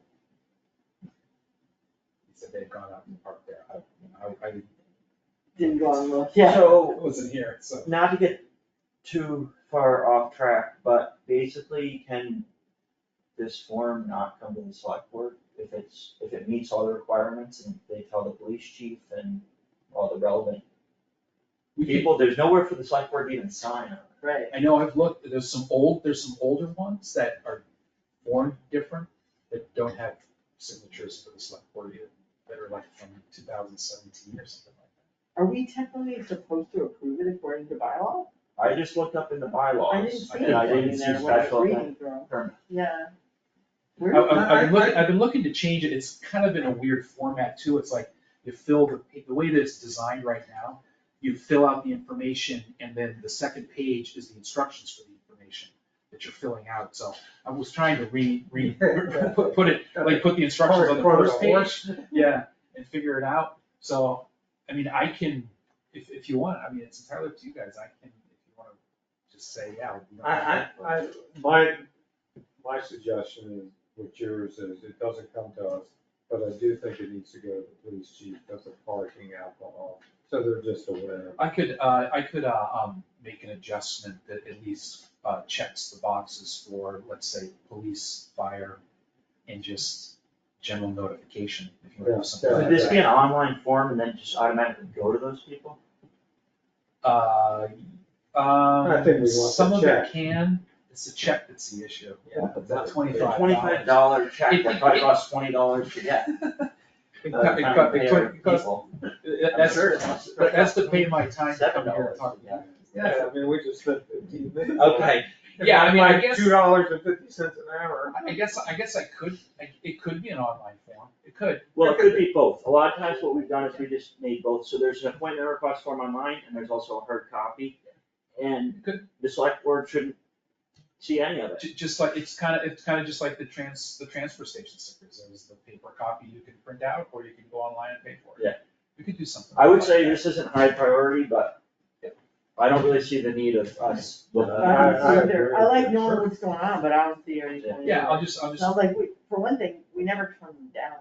yeah, Well, we don't have a lot of people using it either. Yeah, that's true. And It's that, an older group. yeah, it's fun, actually dancing, on Dancing Greens, this is their third event. Yeah, that part I They've remember. done, so. All right, But yeah, I'll work on that. well, I'll move that we approve the two in front of us. Yep. And we'll vote, Yes. Yes. and yes, so that's unanimous approval. And, we'll get right into, town administrator updates. I have one thing that came today from Courtney from the Berkshire Regional Planning Commission, which is some paper, it's basically a letter that needs to be signed so we can get some reimbursement. There's a deadline, this is the end of this week. So that just came to me today, and it's all about the task, it just needs a signature on the second page. Yeah, this I usually don't even bring to the board, because it's just a request for reimbursement for, For phase 2 of the culvert. Right. Yeah. The invoicing on that. So, that's that piece. Let's see, I wanted to give some updates on the renewable energy working group and the solar panel, the solar farm. They put it out to bid. The closing date is, responses are due August 26th. But between them putting it out and that date, they had a mandatory meeting, mandatory conference on July 25th, that had initially 48 people and Wow. 25 unique firms had asked for the RFP. What ended up being was for the mandatory conference, they had 32 RSVPs for that. And they ended up on that day having 15 individual companies Okay. that showed up to that. And then Peter's, there was an email this afternoon, Peter, August 7th is giving a tour. Yeah, there was a, Yeah, it so was the- asked by like 4 different companies to do a walking tour That's of the site. exciting. So, That is really good news. Yeah. yeah, so I've let Jim know as well, and then I'm gonna have Jim and Peter connect with each other. Especially because I had the sense from Peter at one point that he didn't think there were gonna be a lot of bites. Yeah. there Well, was- yeah, the one time I talked to him, that whole thing about National Grid controlling what you're putting on and off on the grid might discourage people. Yeah. I mean, you look at today, Yeah. So- The other thing that they're getting involved in, so they're sort of moving away from this big picture thing of the solar farm, trying to get more like individuals. And that the fire company solar on the roof over there, or the area, it's sort of like been put to bed, I guess. So they're looking more at, they think that they're gonna need some additional, few additional ARPA funds as well to move forward, because their Medic grant is running out, ends in September, so they're hoping that maybe they can see, I think we're gonna have to look and see how much ARPA money they have, we're scrambling for it. Yeah. Because they're looking for some money to extend their relationship with Beacon Integrated Solutions, that Green Black, who's helped them, so they can look at other options around town. And the How much? they haven't said yet, so I'll get that from them. The other thing they're doing is they're trying to collaborate with an organization called Mass Energize, which that Mass Energize goes to communities and helps them get the word out about solar and conservation and everything. And you end up with like your own little website. They're actually doing I don't have the date in front of me. They're doing at the library. They're doing sort of like a let's get together and talk, because the way it works is you Mass Energize helps you get people in the community to help and be like advocates, and so it sort of helps them talk about how to move forward with that. When is that meeting? It's in August, and I can't remember actually when it is right now. I think it's towards the end of August. It's off the top of my head right now. So that was that. Let's see, one quick little update. We talked about that. Fairview Road. Oh, Fairview Road. Yeah, so there's a couple of things. Jim, in talking to Jim Hunt, just as kind of just an FYI, Jim is concerned about safety at the beginning of Fairview Road. As you go up Fairview Road, it takes a turn. It sort of skinnies up, the road skinnies up there, and the trees are right at the road. And he's had a couple of incidents when they're grading and doing some work there where it's been a little dangerous, people kind of fly by. So he's looking into cutting back some of the trees. And so I'll get together with Jim and Kevin West, the tree warden, and we'll talk about that, what his space is. It's our land, I guess it's Monterey Preservation Trust land right there. And so I guess technically we can cut it. I don't know what the relationship is, how that works, but that's what Jim was looking to do. You know what else, aside from the fact that Kevin, as tree warden, is probably involved in roadside cutting plans, He is right. Kevin's really good at outreach. Yeah. And letting people know what's gonna happen, so. As soon as you put it on his radar, he could probably do some of the legwork with that as well. I'll make sure we have that conversation. And the last thing actually is just a budget thing to think about moving forward. And a lot of it is stemming from what's happening in Great Barrington. It's two things. What actually happened with Jim at the Beartown, that little bridge where the concrete fell on him. And also what's going on in Great Barrington with all the bridges that are just like, nobody's spending any maintenance on them. Jim is talking about the potential of putting some type of bridge maintenance dollars where they have like gravel roads, those types, that type of maintenance, the same kind of maintenance, is kind of look at those things that we can do that aren't like major work that need to be done to the bridge, but some minor work, at least keep up on the bridges and keep them as safe as possible before. Minor bridge repair. Yeah, some minor bridge repair work, things that we just kind of look at that. But he hasn't given me a dollar value yet, but it's something that he wants to sort of put out there on the radar. I have a question. Mhm. I'm assuming some of that work's already been done and then coded under gravel roads or paved roads or culverts. Mhm. So if we create this subline, would it be possible that we could reflect, if that's been the case, maybe lowering some of those sub-accounts? So maybe we wanna put $40,000 towards bridge maintenance every year. Mhm. But we kind of know that 10,000 has been coming from gravel and 10,000 has been coming from paved, and we wanna add 20,000 more. I think. So the net increase will only be Yes. 20,000, even though the total line will be 40. Yeah. Because I assume money's been coming from somewhere to do some work. on Yeah, this. it has. There's some work that they've done that he was telling me that they, minor work that they've done to like fix a railing or something. Yeah, you're right. So it's probably been coded on one of those other. Yeah, or some other property maintenance thing that they've. Yeah. Well, And I don't think, and I think in the most recent budget, you always budget for sort of the worst when you're budgeting those two line items for gravel roads and paved roads. I think we can make some adjustments definitely for those, so that the increase isn't as much. And still increase overall budget. Yeah. I'm open to that, I'm just saying, In chapter 90, one of the- No, because it's bridges, and there is a small bridges grant, but it's 20 feet or less. And like that bridge, the bridge on Beartown Road that we're talking about is like 22 feet.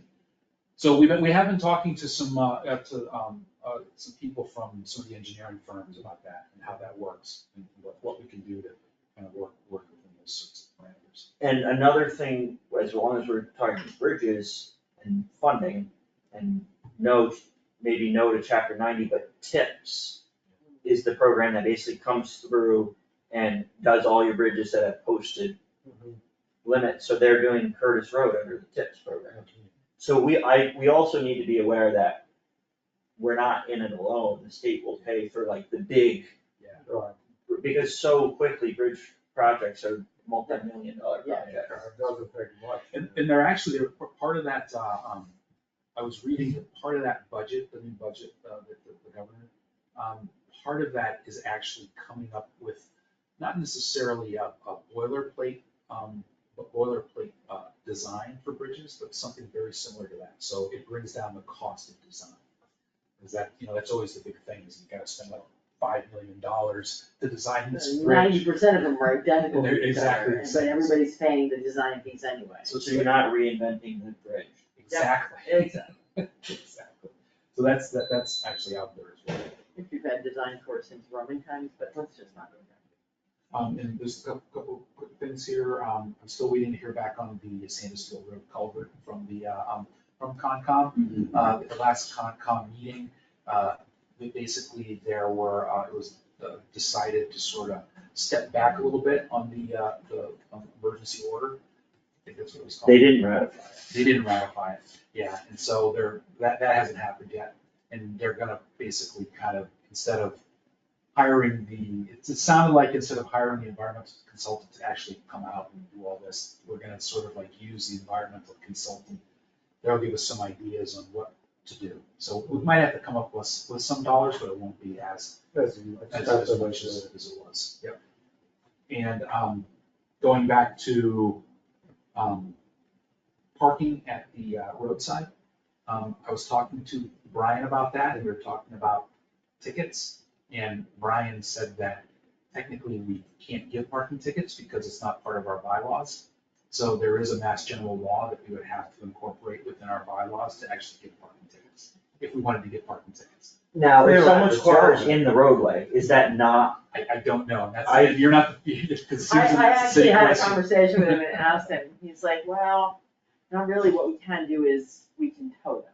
Oh, that's what Brian said? Well, what about them they're under the speed limit? There's a roadway under the speed No, limit. I mean, seriously, there's gotta be a way, there's no way that You you can call can't it a moving say, violation of yeah, traffic. there's gotta be some kind of a moving violation. I guess it has to. Non-moving violation. Yeah, Not right, yeah. but that is about moving violation. Yeah, we But could, you're in a moving lane. I mean, if someone drives a car into the middle of the road, Yeah. gets out, locks it and walks away, yes. that's not a parking violation, that's That's a obstruction of towing traffic, yeah. Yeah. So, yeah, I think it's. we'll have to figure that out, because we could, like, if we had a no parking sign, and someone was parked there, we have no way to give them a ticket. Like, we have nothing that says we can give a ticket. I mean, it makes sense, personally, I think we should go ahead and put that on the November agenda too, to add it to our bylaws, to give us the ability to write tickets, because, well, we don't have to use it, we don't even have the right to do it if we need to. It's kind of goofy. He was like, I don't even have a parking ticket. Yeah, right. He says, I don't have it. I'm like, okay, all right.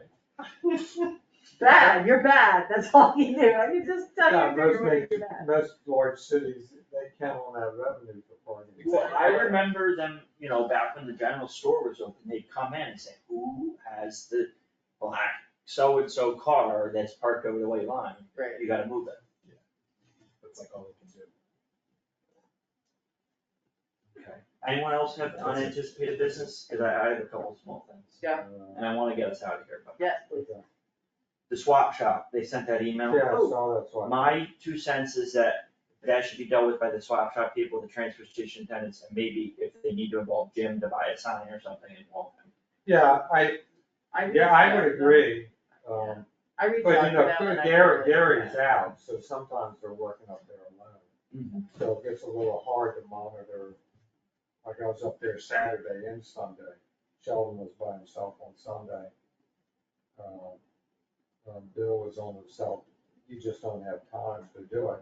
But if you go over there, I have to say, there's some real junk out front. So signage could help. overwhelming their capacity. Well, I it's wrote not back to fair, her you and know, asked, it's like, yeah, I wrote back to her and said, I feel, for one thing, I think they feel like nobody's listening to them, so I don't wanna just punch it. I wrote back and said, look, why don't we plan to have a meeting with you guys, and Roger and I, and we'll tell us what you think might work, we'll try and come up with some guidelines.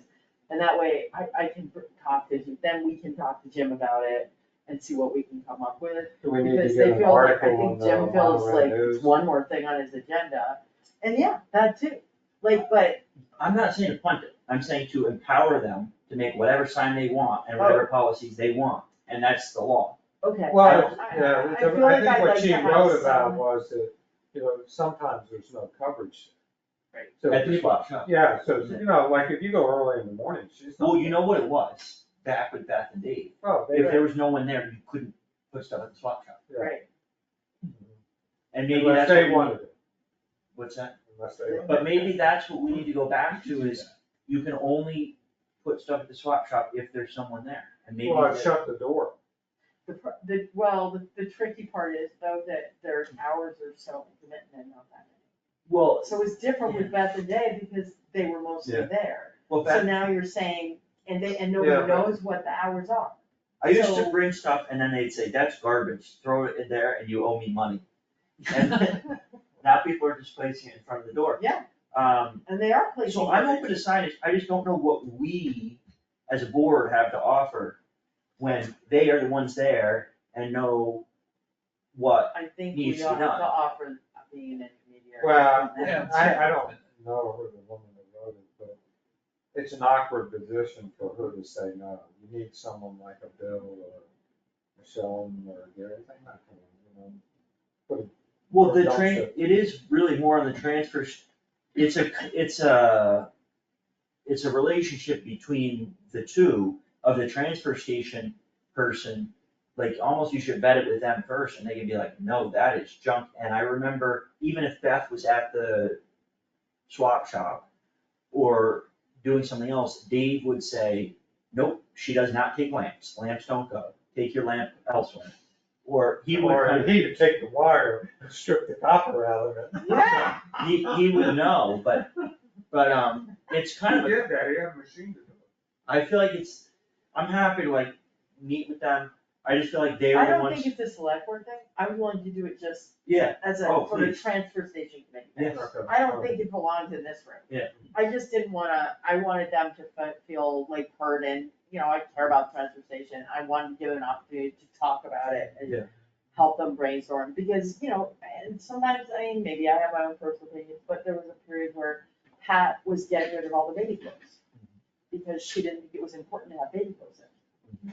And now I know she's an older person, and that's her purview is older people things, but my experience of swap shops is the people who have the most turnover are small children, because they grow their clothes constantly, and it's a huge difficulty, and from my perspective, having access to those clothes might be more useful to the people coming to the swap shop than a moo-moo. Well, it's basically has to be what moves, right? Because Right. if things are sitting there, we're not achieving. Absolutely, but if you don't put it in at all, ever.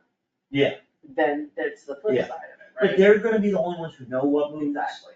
And that would be great if you would meet with them. I I'm think. happy to do it, I don't think it belongs in front of the select board. I think basically whatever signs or policies they want to keep the thing up and running is okay. Yeah. With us. I mean, and if they limit the hours, I think is okay too, they don't. Drop offs only at blah blah time. No, the door is shut, if they say it opens 8 o'clock Saturday morning, but they don't get there to 9, the sign says we open at 9 and the door is shut, because the door is always open. Well, no, pickup, you should be able to take whenever you want. It's only drop off. Okay. Drop off should be limited to when there's somebody there. I think more or less that's what it should be. But the flip side of that is then, the hours, there'll be someone that have to be announced, and they have to be regular enough that people can count on it. Yeah. Because otherwise, what do? Put it in the car and go 4 times, hoping someone will be there, and they're never there when you that's go. true, too. Yeah, I don't know how they schedule themselves. I think they're pretty much there on specific times every day. Probably they are. And They They're may not, have there- to. they're not there early. Yeah. Because sometimes I go up on Saturday mornings early, they're not there early. Well, how about this, Susan will meet with them and figure it out. She can make the exception. And you make the call. Okay. And I'm happy to work with them, to work something out that works, because it is piling up, and I don't like it either. Oh, the So- amount of stuff out front on there on Yeah. Sunday.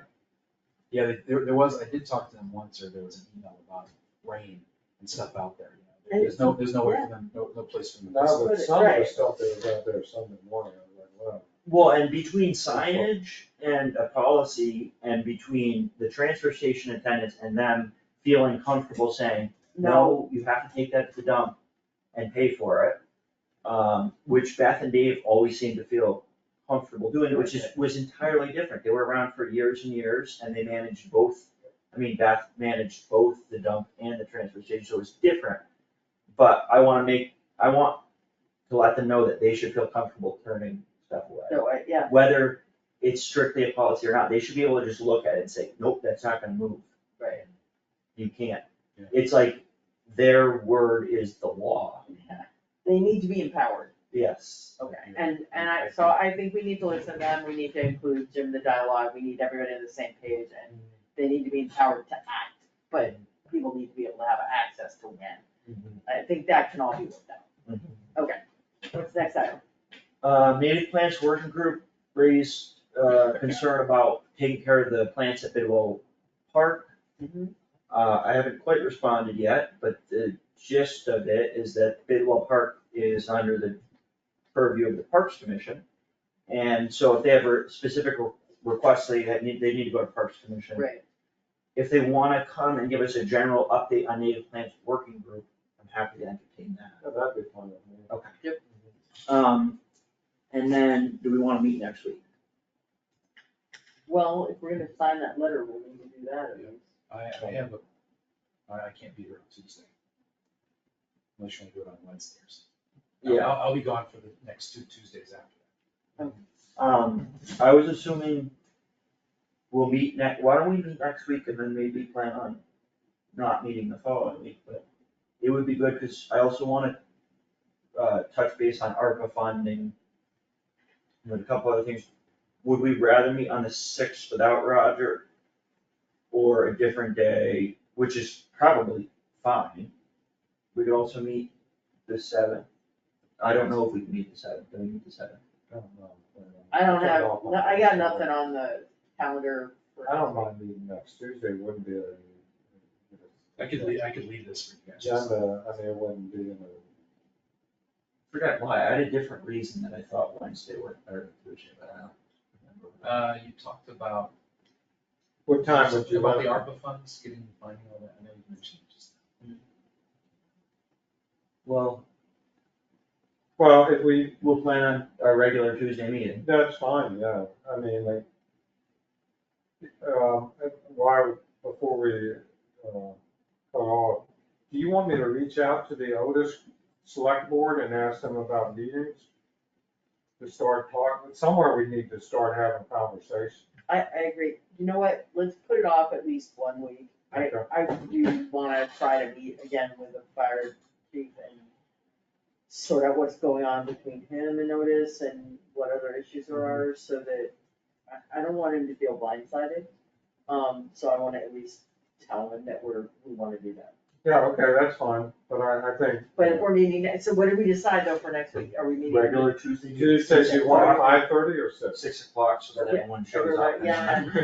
Well, you forgot one time. Exactly, and I get it. It's your turn next. Yeah, well, thank you, let's keep it in sync, so I don't have to worry about it. Remember when David adjusted the clock for daylight savings time? We didn't see. Oh, she threw him under the bus, backed up. All right, okay. Yes, I do, I do remember. That's- Oh my God. Just real quick on the firehouse lease. The fire company had a couple of requests. The first request was that they could get out, either party could get out of the contract within 60 or 90 days. I rejected that because we have the ability to use $90,000 and give you the money. They agreed with that. Then they said, well, we want to have a dispute clause. If we have a dispute, how is it resolved? So reminding my Labor Day negotiations, what we did said if either party has a dispute, we will work to resolve it in 90 days. If we don't resolve it in 90 days, the person that brings the dispute can hire the mediator, and that would do, we go to the mediator. And let us hope that it is never an issue. Well, when they see the price of the mediator. So, and then I worked on a very generic cover letter talking about some of the things that particularly Dell, and prior to Dell, when Kevin and Roger were there, but Dell wrote back to me and says, well, once you put in the cover letter, that, future years, the lease agreement would be 100, and that's, the second year would be X, in the hundreds of thousands. And I wrote back and told him, no, I'm not doing that. I said, there's a lot of moving parts on this. We talked a lot about a lot of different numbers in our meetings. I also have an email but anyway, that doesn't matter. And I said I wouldn't do it. So Also, it's my recollection that those numbers reflected having capital. well, they projects started in off the very numbers. high.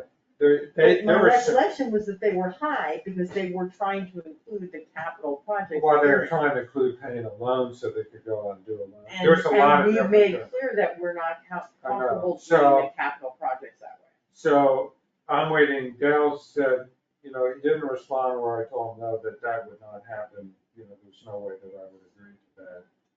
I know that he had some vacation planned, but, so he did say that he was gonna bring the contract. He didn't dispute, he didn't have any questions about the mediator Right. dispute thing. So I take it was okay. And that he was gonna take it back, I guess, to Sean and the board and let the people decide. So I'm not sure where it stands right now. I don't have anything to do, I don't know where. Yeah, you have to wait to see what they come back with. Okay. Are we doing minutes? Minutes. Okay. June 25th, July 15th.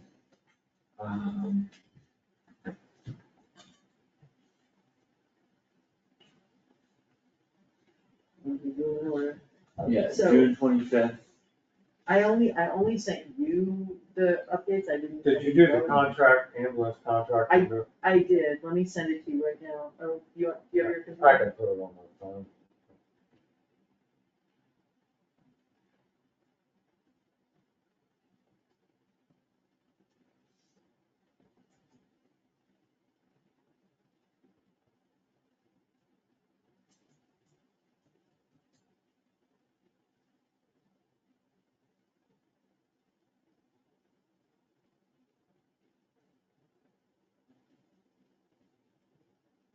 Alright, I just sent it. I mean, I have no problem with it, that being significantly trimmed, I was trying to make sure I didn't get in trouble not having to say. You've been amazing about how you get it all in there, even though you're first, I'm impressed. These Snickers. I keep it short and sweet because this is good enough. If you want to get to the nitty gritty. I do. I would just, the only small change I would make is like Justin recused himself from the ambulance discussion due to, conflict of interest, due Okay. to financial conflict of interest. No problem. At this rate, in 2 years, I'm still on the select board. Won't be able to participate in anything. I hear you now have a board. Yeah. That is, So I'm on the select board. yay, Continue. I'm going to keep being on the select board. but also I'm glad you have a place to live. Yeah. I mean, just to be honest, like, first things Just a little first. bit closer to Frank. Just inch my way over. You need a tool, come on over.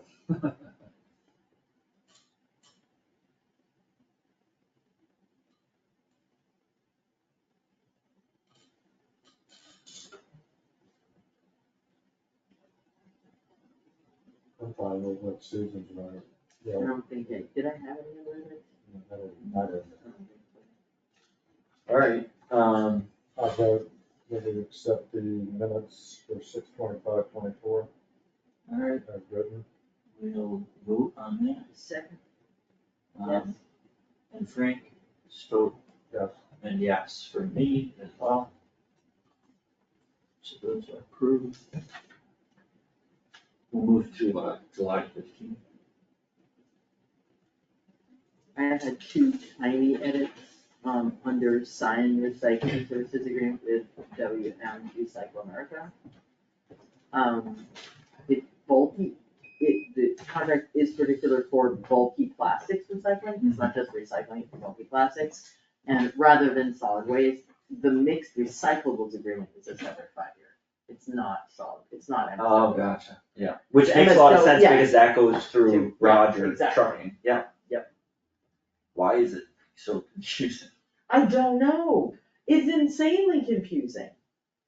And then there's like somebody else that does the mattresses, and someone else Yeah. that does the electronics, and someone else that does the metal. But the electronics and the mattress And crates are like full. And then there's I just got a bill about the, from, Waste Management Recycle. It had like refrigerators, there was a refrigerator, a couple of refrigerators in there. So, yeah, we got a bill for, which seemed expensive. And you updated all the prices on the Yes. website, right? Yeah. And the transfer station attendants know the new prices. So I was, Cool. I was talking to Jim about it. Alright, well, I'm agreeable to those changes. Alright, I move we pass or finalize the 7/15/24 select board minute. And I'll second that and call a vote, Yes. and yes, I was excused, I wasn't here. sounds good. Alright, Are we ready to adjourn? I'm ready to adjourn. We'll vote on adjourning, yeah, Yes. and yes, so that's unanimous vote you all ready for your, to adjourn at Yeah, 7:43 PM. you ready for